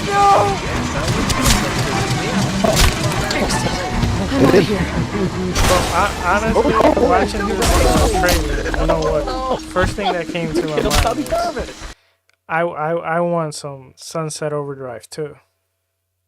Like, I don't know, for some reason, Sunset Overdrive 2 would be really good. Yeah. But I mean, the game looks fun, and it looks like it's gonna have a lot of content. The Saint Row, so it depends. Will I get it day one? Probably not. Maybe in a discount, or maybe if it comes to Game Pass, sure. But it's not a game that it's super appealing to me. But it I see it has a lot of little, it has a lot of things that kind of looks cool, like a lot of customization. Seems like you can do a lot of things. Maybe they didn't think a lot about the graphics. I saw some complaint in the chat. They thought more about, what can we do with the game. But I haven't played the last one. I think I only played, like, I don't know if it was 2 or 3 or even if it was the 1. And it wasn't a game that I, played throughout. I played a little bit of it. So I'm not like, I don't know much about Saint Row. You said you only played a little bit of 1? It was either 1, 2, 3. I don't know which one. Sour. Yes. That's not okay. I'm sorry. Okay. So Sour Saints never Row played. 3. Sour Blow never played Dead Space either. I got him into the other day. And he ran Yes, away. He but got this scared. isn't a horror game though. Okay. Yeah. There are some scary parts. Sour. No, in all seriousness though, if you're up for playing some Saints Row 3 or some Saints Row 4 as co-op, I will gladly be your Sherpa through those games, because I love those games, and I have no problem playing through those again. The thing is, they don't appeal as much to me. I don't know. Did you play GTA? Yes, I did. Did you like GTA? Did you like GTA? Yes. Okay, so you'd like this. I don't know. It feels different though to me. I don't know. Like, it feels different, but in a good way. And trust me, once you start playing it, you'll see it. You love it. It's so much fun because it's just a bunch of crazy stuff. It's a fun game. It's like, on GTA Online, when you do the crazy races and the crazy stuff, the funny stuff you do online. That's like Saints Row all the time. That's like Saints Row, yeah, all the time. Also, when you go on GTA Online, that's Saints Row all the time, right there. GTA Online, you do crazy stuff. That's Saints Row. Saints Row. You say I don't like GTA Online. Oh, okay. You feel me? Yeah, I gotta go. That's not me. Yeah, me too. I gotta go too. I mean, seriously. He did not like GTA Online. Oh man, oh lord, so much fun GTA Online, especially when I play with a bunch of people, do bank heists and all that stuff. It's always so funny. There's always something in that game that you do wrong, and it's just everybody laughs at it. Oh man. Oh no. So what else do we have in queue? Let me check real quick. There's a new patch. Wait, we got some news from Pure Xbox today that they're working on a Japan game. A studio's working on a game for Xbox from Japan. I mean, what do you think it could be though? That sounded really interesting. When I read that news, like, wow, they actually confirmed that there's a studio in Japan that is working an Xbox for a game for Xbox. What do you guys think it could be, or what could it be, or who is the studio that's actually doing it? I was gonna say, they have mentioned that they're working with, I think it was over 200 developers around, in Asia.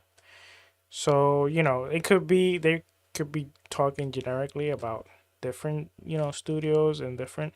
But one word that did grab my curiosity was that I think it was something like big or something. I don't remember the word exactly, but this seems to be something that They it's say not an indie developer.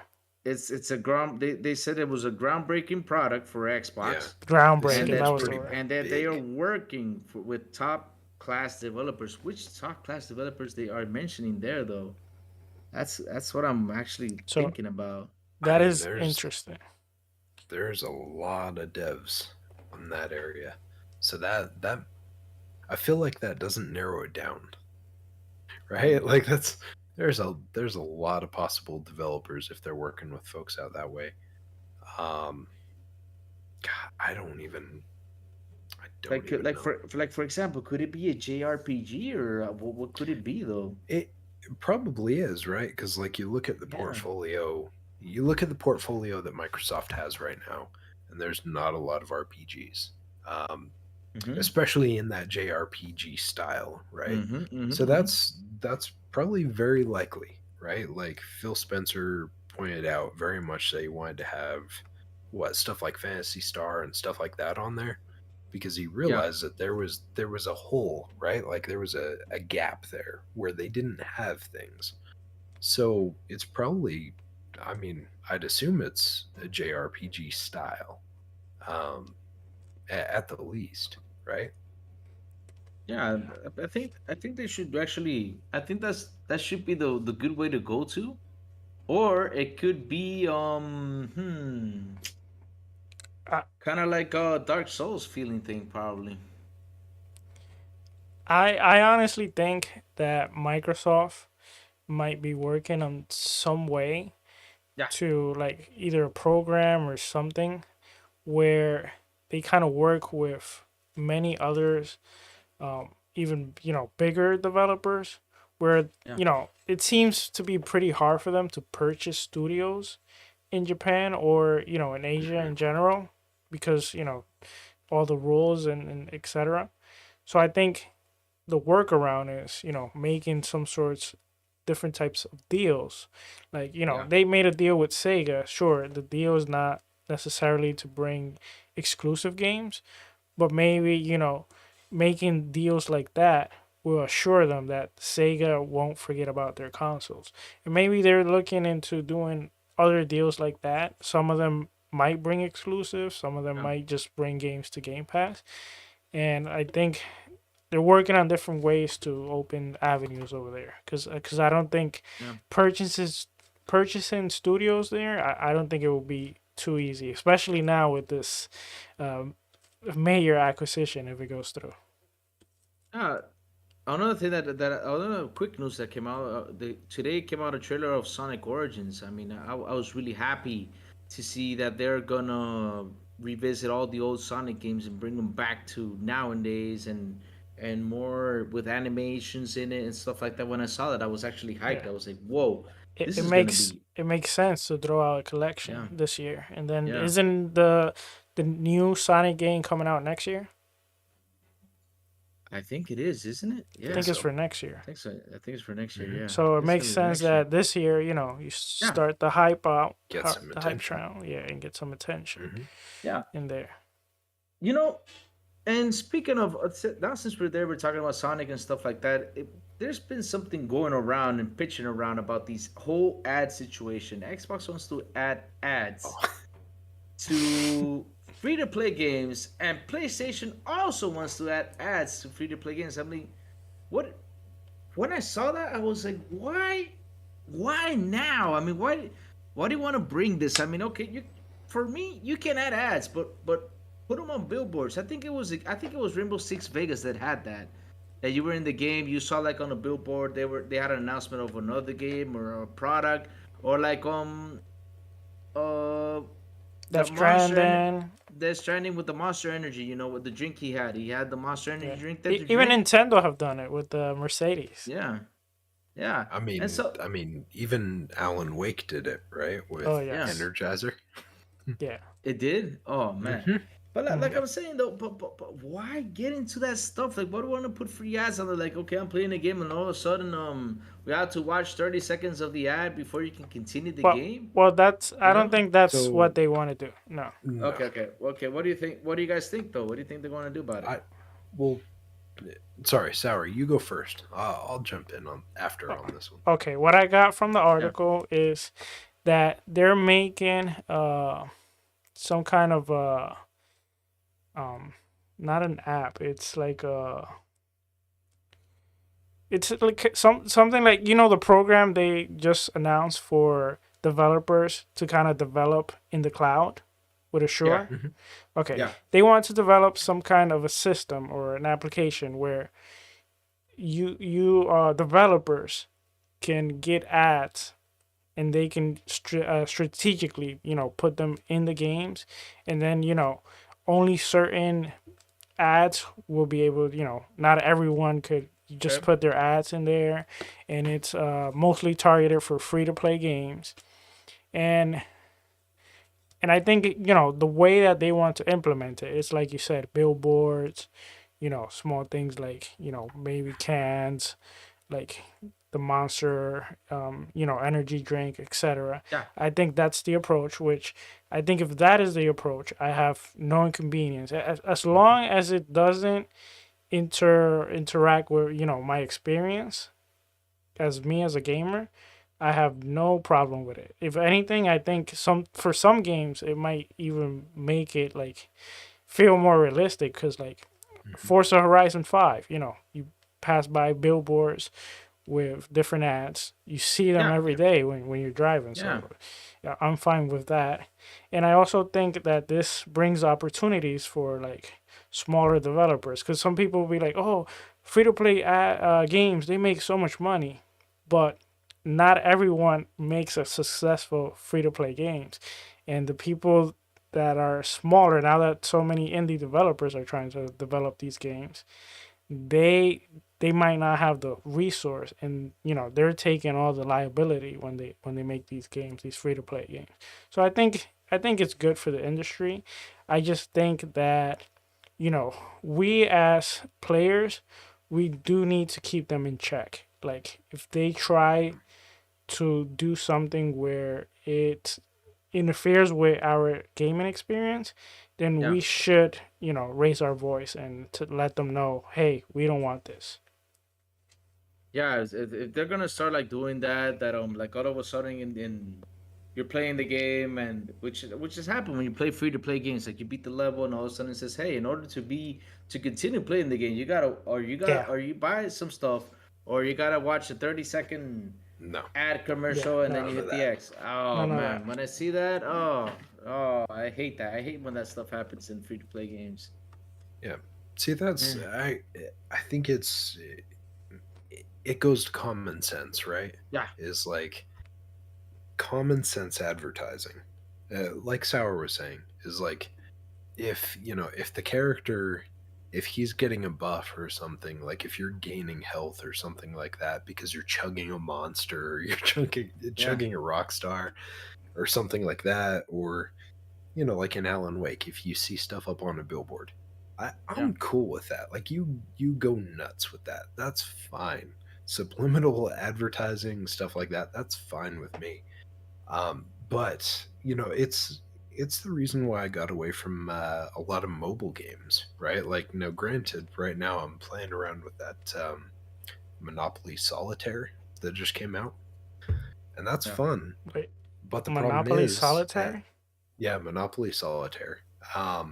The problem with it, just like what I run into with every mobile game, I feel like, unless it's a paid game, right, is every time I finish a match or halfway through a match, I'm suddenly getting like an awful advertisement for something I don't care about. Or even if I cared about it, I'm just like, all right, I'd rather just I'd rather just pay you $5 and be done with it.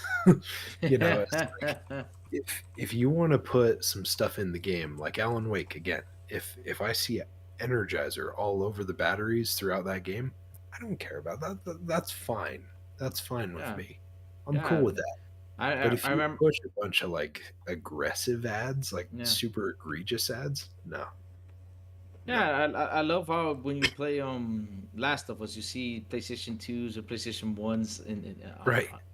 on the TV, like, Yes. oh look, Yeah, this in the yeah, console stands and stuff. yeah, Yeah. you like, yeah, Yeah. this is cool. I mean, Did- that's advertising right there. Have you guys noticed in the Halo series, they put an Xbox console?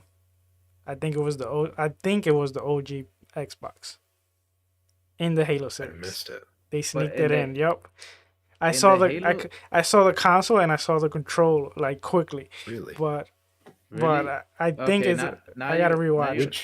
Which episode? Which the last one? I think it might be the last one. You know, also Okay, so the- fourth. yeah, I well, think speaking I'm of- not sure, but I know I saw it. Okay. Speaking of that, also we also saw like the new maps of Halo. Halo's coming pretty soon. The new continent it's gonna be coming in May 3rd, isn't it? Which I'm really happy Yes. about because really I want to play the last Spartan game. I think that's gonna be a whole lot of fun. But that's not coming for this season. That's gonna be a while. Yeah. No, it was not going for this one. No. Oh Lord, no. I think No, it's weren't they not. saying it?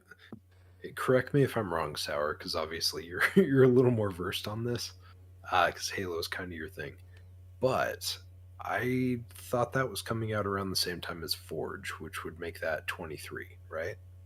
That's the target, yes. Yeah. Okay. To come So together.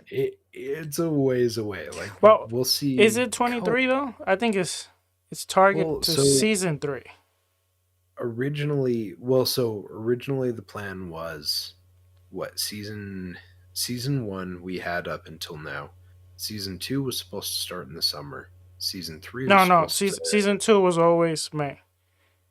was was it May. May? Okay. Yeah. Well, yeah, so I mean close to summer. June Yeah. is The summer. thing is that wait. Was it always May or was it March? I think it was May. Okay, then it Or no, it's I been for a while. let me see. December, January, goodness. February. No, I think it was targeted for March, I think. Originally, yes. Yeah, and Yeah. then I think they moved it to May. But And- that still tells me, because they were saying that they were planning on trying to put it together right around the same time as Forge, which at the least you're probably talking November to December this year, if not January, February next year. Oh Lord, we still long ways away. Yeah. So we'll see co-op this year. It sounds Yeah. like Yeah, Co-op is co-op gonna is come coming this this season. It's just gonna come. perfect. Yeah. It's not coming Now, day one. It's coming later this co- season. Now the question is it gonna come with a new story or is it just gonna be add co-op with the same story? To me, it has to come with something new.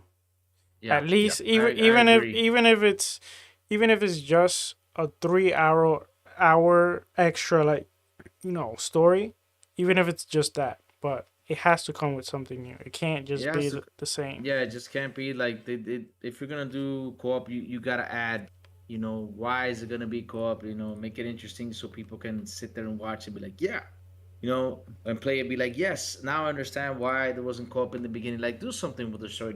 Not just say, okay, let's add co-op and let's people just play co-op throughout the first part of the game, because I know that everybody who has played Halo have already beaten it, and I think they're already beaten it in legendary mode and all that stuff. So yeah, everybody has been in it plenty of times. So for our final subject, I mean, what do you guys think about that whole Warner Media and Discovery merger thing to make more games and stuff? That thing is really interesting on how those guys right now they started to merge into together, putting up how much is it? 45 million Sour Blow they're gonna put in. I didn't saw the amount, to be honest, but Yeah, they were gonna. There was a big But chunk they of are, cash, yeah. but they are really focusing on making more games. What do you think about that, Mr. Silent Cypher? Are you excited about that? That they're gonna be making more games and putting more DC games out there? Because really, we need another Mortal Kombat. I want a new Mortal Kombat, but I want it like 10. I want the fast pace like 10. I don't want it to be the slow pace like 11. I want the Mortal Kombat X pace or the new Mortal Kombat, and also an Injustice game or something to come out because yeah, we're getting Batman this year. Isn't it October? Batman is coming. We're also getting oh wait, You Suicide Squad mean is next year. Gotham Knight? Gotham Knight. Gotham Knights, yeah. Yeah. Gotham Knight. I'm Yeah, like Gotham Knight. Batman. Suicide Yeah, one, but that one got pushed to next year. the Suicide Squad got pushed to next year. Wait, but it's Batman though, even though it's Gotham No, Knights, it's no, still Batman. no, it's not Batman. I mean, What? they could have It's, Batman as a surprise, but it's not Yeah, Batman. Gotham Knights. The whole thing about Gotham Knights, right, is that game supposedly takes place because they get a video basically from Bruce Wayne, saying, "If you're seeing this, I'm dead." Yes. Mm-hmm. So I mean, I'm sure there will be something in there. Like I'm sure he'll show up in some form or fashion.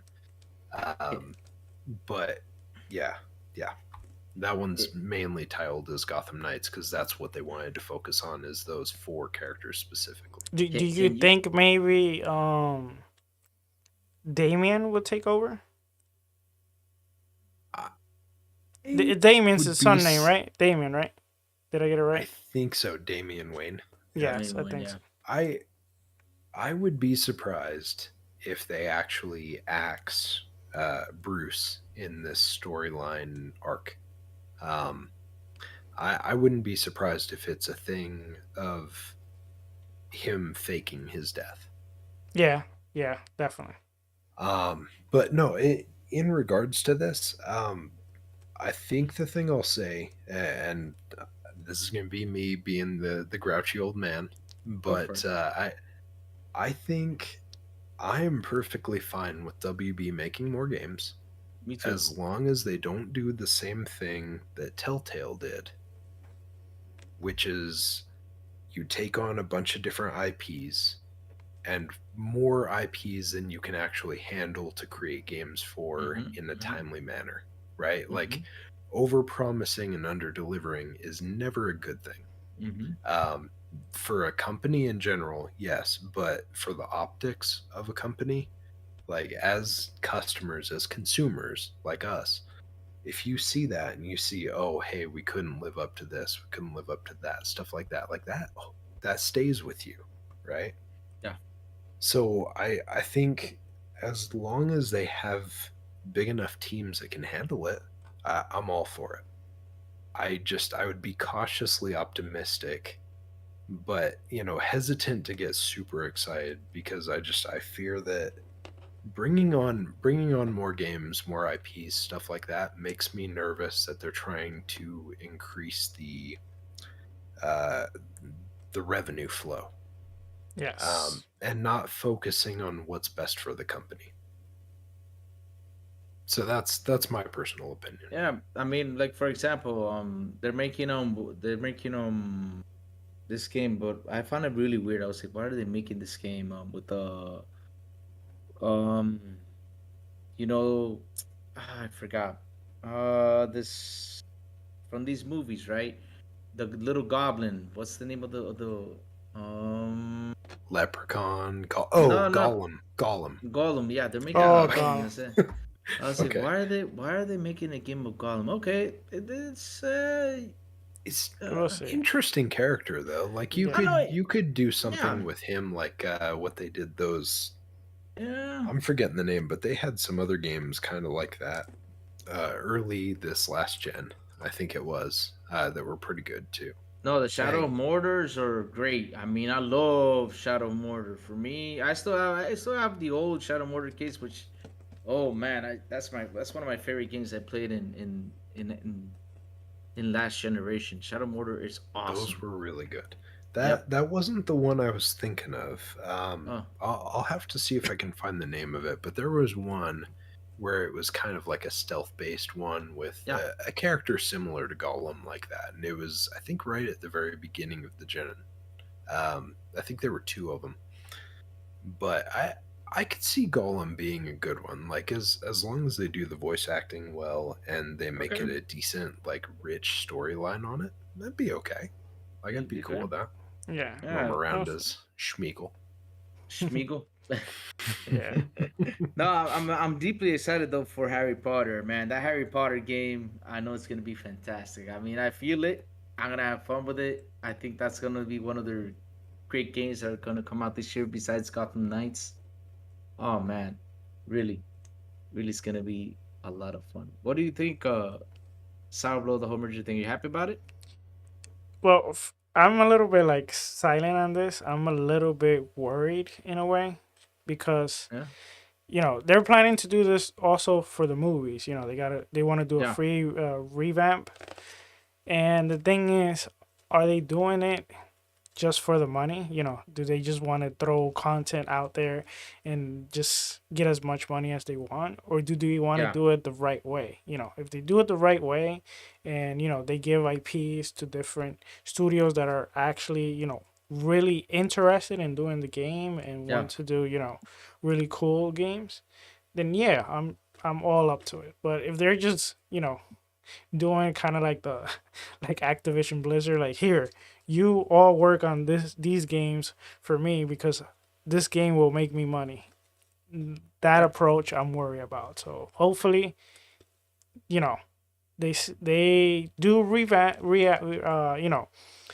make as many games as possible, but give them to the right persons that actually want to work on these games. Like for example, the Doom Batman movie was just, I have not seen it. Y'all saw it. The new Batman movie, So good. So good. oh my So, god! yeah, I'm gonna rewatch so- it this weekend. I'm watching the behind the scenes. Oh my god, so cool, man. So I'm gonna cool. watch it. I'm gonna watch it this weekend. So yeah. So Real quick before you jump to the other, I found the name that I was talking about. So it was Styx, Master of Shadows. And that's very similar to like a Golem character that I can see. Like you could do a stealth type of game like that, and that'd be interesting. Brian, before we move to the next, Yeah. you have to look for the behind the scenes on the Batmobile. You'll be pretty interested in that. It'll pretty cool. Is it tied in with the release of this new movie? Because I just purchased that on Vudu, and I think it's got a bunch of extra content. Yeah. Okay. Then you have it there. Yeah. Then you have it there. Okay. I purchased it myself, and yeah, it's I can't wait. I think it's on the one that's like 40. Oh. Yeah, it's cool. They built 4 different Batmobiles to do. Really? Yeah, because That's they awesome. each one is for like a specific thing, but they all look pretty similar. Yeah. Pretty cool. Right. Nice. So before we end our outros, I'm gonna throw in a quick rapid news, but before that, let me do a quick shout out to the chat, which I have not done today, but let me start real quick. Mr. Tony Grass, how are you doing, sir? Back from the dead. How are you, my brother? Jodani Quesada. How are you doing? Matt Burns here with us too. Hello, Matt Burns. Good evening, man. Keep going down. All right, we're going down. Mr. Miles Dompier, hello. How are you doing, RDM? Happy to see you here. Oh, man. Keep going down. Who else is in here? Ooh. Jay Vargas, you and Sons and Sour Blood talking basketball. Yes, I agree with you, Jay Vargas. He needs to take that hat off. That hat brings a lot of hate. that hat is causing chaos here. Chaos, we're catching up, man. Oh, yes. Yeah. Raquel Givo, como tú estás, mi querida hermana, qué bueno verte por aquí. Let me keep on going. Familia, viste, click, que lo que, mi hermano, la familia. Espero que tú estés bien. So yeah, I think we covered pretty. Oh, the Fifth Horseman. Hello, how are you doing, my brother, Fifth Horseman? You got Yodani? Jodani Quesada was here. Yeah. He's hanging out with us. Yeah. I did that. Did I say? I did say Jodani Quesada. Hello, Jodani Quesada. Didn't I? Okay. Yeah, I did. My bad. So let me just throw in one quick rapid news, and then we're gonna do our outros. Let's regroup. Okay, I had it right here, which is a really important one. Elden Ring update adds dozens of buffs, new quest events, and patches for all you Elden Ring fans. Wait. Does it add a bunch of new bugs or bug fixes? Bus. I don't want any more bugs. Oh no, but of course we don't want any more bugs, man. Seriously, bugs are just terrible. Just check it. They're gonna add a Does bug, any- but it's gonna be a giant bug that's gonna kill you. Yeah. Add the good bugs. Like right? an actual bug. That's I can't count how many times, right, that we end up getting like a patch on a game and it introduces like another couple dozen other bugs. Yeah. So I just wanted to make sure that they were the good bugs, not the bad bugs. Yeah. So now it's time for our outros. So, guys, Wait. it was a fun episode. What? Wait. Wait, you didn't talk anything about Elden Ring. You want to talk? No, So you're just continuing. throwing it. I was just throwing. He was just giving the news because he wanted it. Rapping. He wanted to Okay. cover. Just to let it out, just tell people there's gonna be a new update coming up for Elden Ring, so watch out for that. For the people who are playing and still enjoying Elden Ring, which is kicking our butts still. Man, seriously, it's like a 200-hour game. I don't know when. You guys have not been playing it, right? No, Daily? I've been into I haven't Guardians for a and while. time. I- You know what I played a little bit the other day? Tunic. What? And I played a little bit. I got the sword. Pretty cool, man. I love it. Yeah, I saw Mr. Grasso talking earlier about Tunic, and I think it was Jordani. Was he talking about Tunic too? I have not. Yeah, played I that saw game, I right? saw I wanted to jump into it, but we had our Yeah. guest, We had to didn't we wanna had to interrupt, but do yeah. everything much because she had to leave early. But yeah, I mean, Tunic is a game that I definitely have to play. Yes. So it's time for our outros, man. Guys, it was a really fun episode. The bad thing is it was a snow news week. I just hope that some news comes up because when I start exercising, usually big news drops. But I started exercising yesterday and nothing has not dropped. I don't understand. Seriously, Wow. yeah. That is such a weird correlation. Hey, when I started exercising, that the whole Activision Blizzard thing happened when right there in the middle of like my 25th jumping jack. I even stopped exercising because of that news. It got me so hyped. Well, since we're Yeah. pie in the sky, Yeah. whenever I work out, money falls from the sky. He must never work out. Oh, that's No. All right. Hey, man, I'm Your losing thing. weight, man. I have lost 11 pounds. Not No, joking. not you, not That- you. Silent. He was 'Cause busting my Silent chops, Silent not your says chops. when he works out, money falls out of the sky. So he must Oh, never yours- work out. Now I'm sad. All right, crazy. What was I gonna say? That I had something to say. I forgot. Oh man. Oh, see. Oh, that's right. I did not get a timeout tonight. Yes, I did not get a Oh, timeout tonight. Vic, All Vic right. called for a timeout for that one. But not Yep. for me though. Not for me though. It was not for What me. for me? That was Crazy for you. Lou is in timeout, and while he's in timeout, I'm gonna go ahead and give my outros. He just won a What? timeout for saying that he didn't get one. So What? you can find me Yes. in Twitter, SourBlow18, and you can find me in our Spanish channel, SourBlow Gaming. I have a podcast every Tuesday in Spanish, so go support the Spanish community there. And I also want to say, to make sure we don't forget, make sure in Twitter you follow our community new Twitter account. It's XBI Podcast, at XBI Podcast. Make sure you follow that. We're trying to grow that and that Twitter account, and that's going to be our main Twitter account where we post everything XBI, and then ourselves will retweet it. But please, if you have time, go ahead and follow us there. You're back, Crazy. Oh, I'm back. You sure? I thought I was still in timeout. No, you're How back. about you? How about you, Silent Cypher? Where can we find you, my dear brother?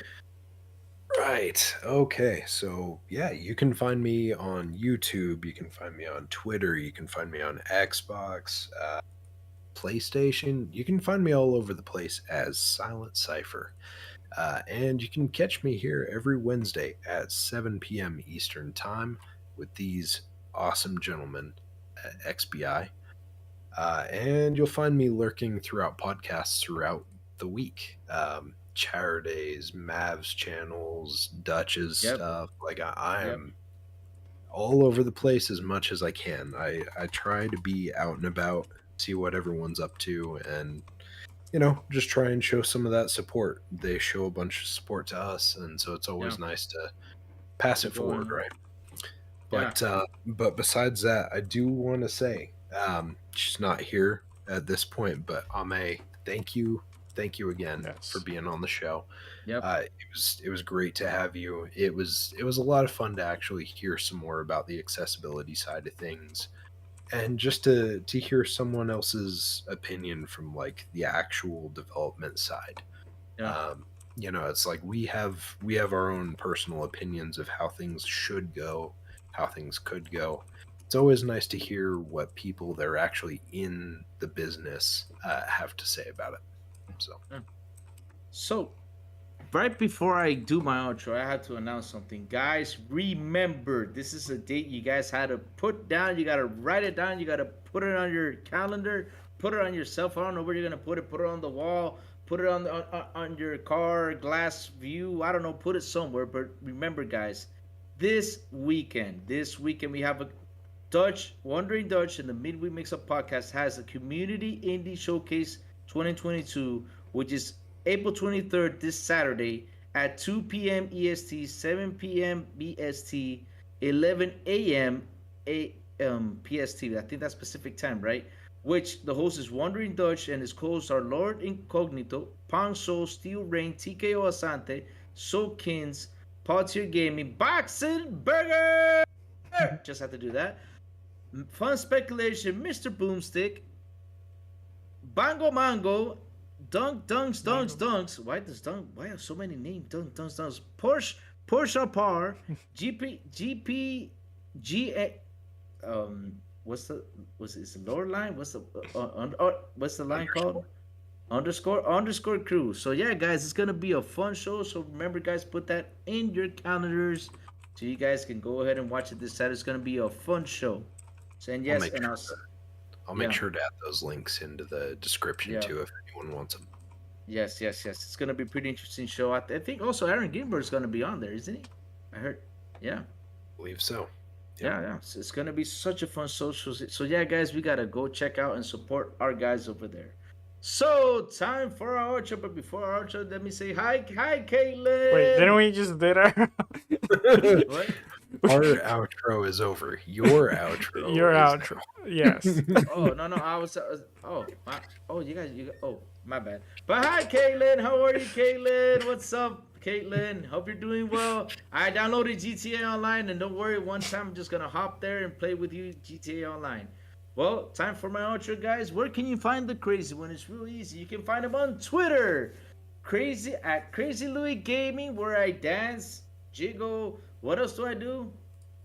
Yeah, all sorts of things. It's not that you get time out for. YouTube standards. But jiggle isn't it getting jiggy with it? Nah. Different. That's different. Continue. Okay. I also dance. I do all crazy stuff, and also bring sometimes Joker Louis that he was around this past week. So yeah, I heard a lot of people got scared. Sorry guys if I scared you off, but yeah, that's my Joker Louis persona for Mouse and Slasher Chick. But yeah, I have a lot of fun on Twitter. So yes, add me there at Crazy Louis Gaming. Also, you guys can find me here at Crazy Louis Gaming YouTube channel and Xbox International every Wednesday at 7 p.m. EST with my brother Silent Cypher and Sourblowed talking on video game news. So yeah, guys, my quote for now on is always why do I always mess up with my quotes? So my quote for now on is love gaming, stop the hating, and as always, remember. Let's go, let's rock, and let's get crazy. Yes, and before I go, chat, love you. Thank you for hanging out with us, and bye-bye. See y'all next week. See ya.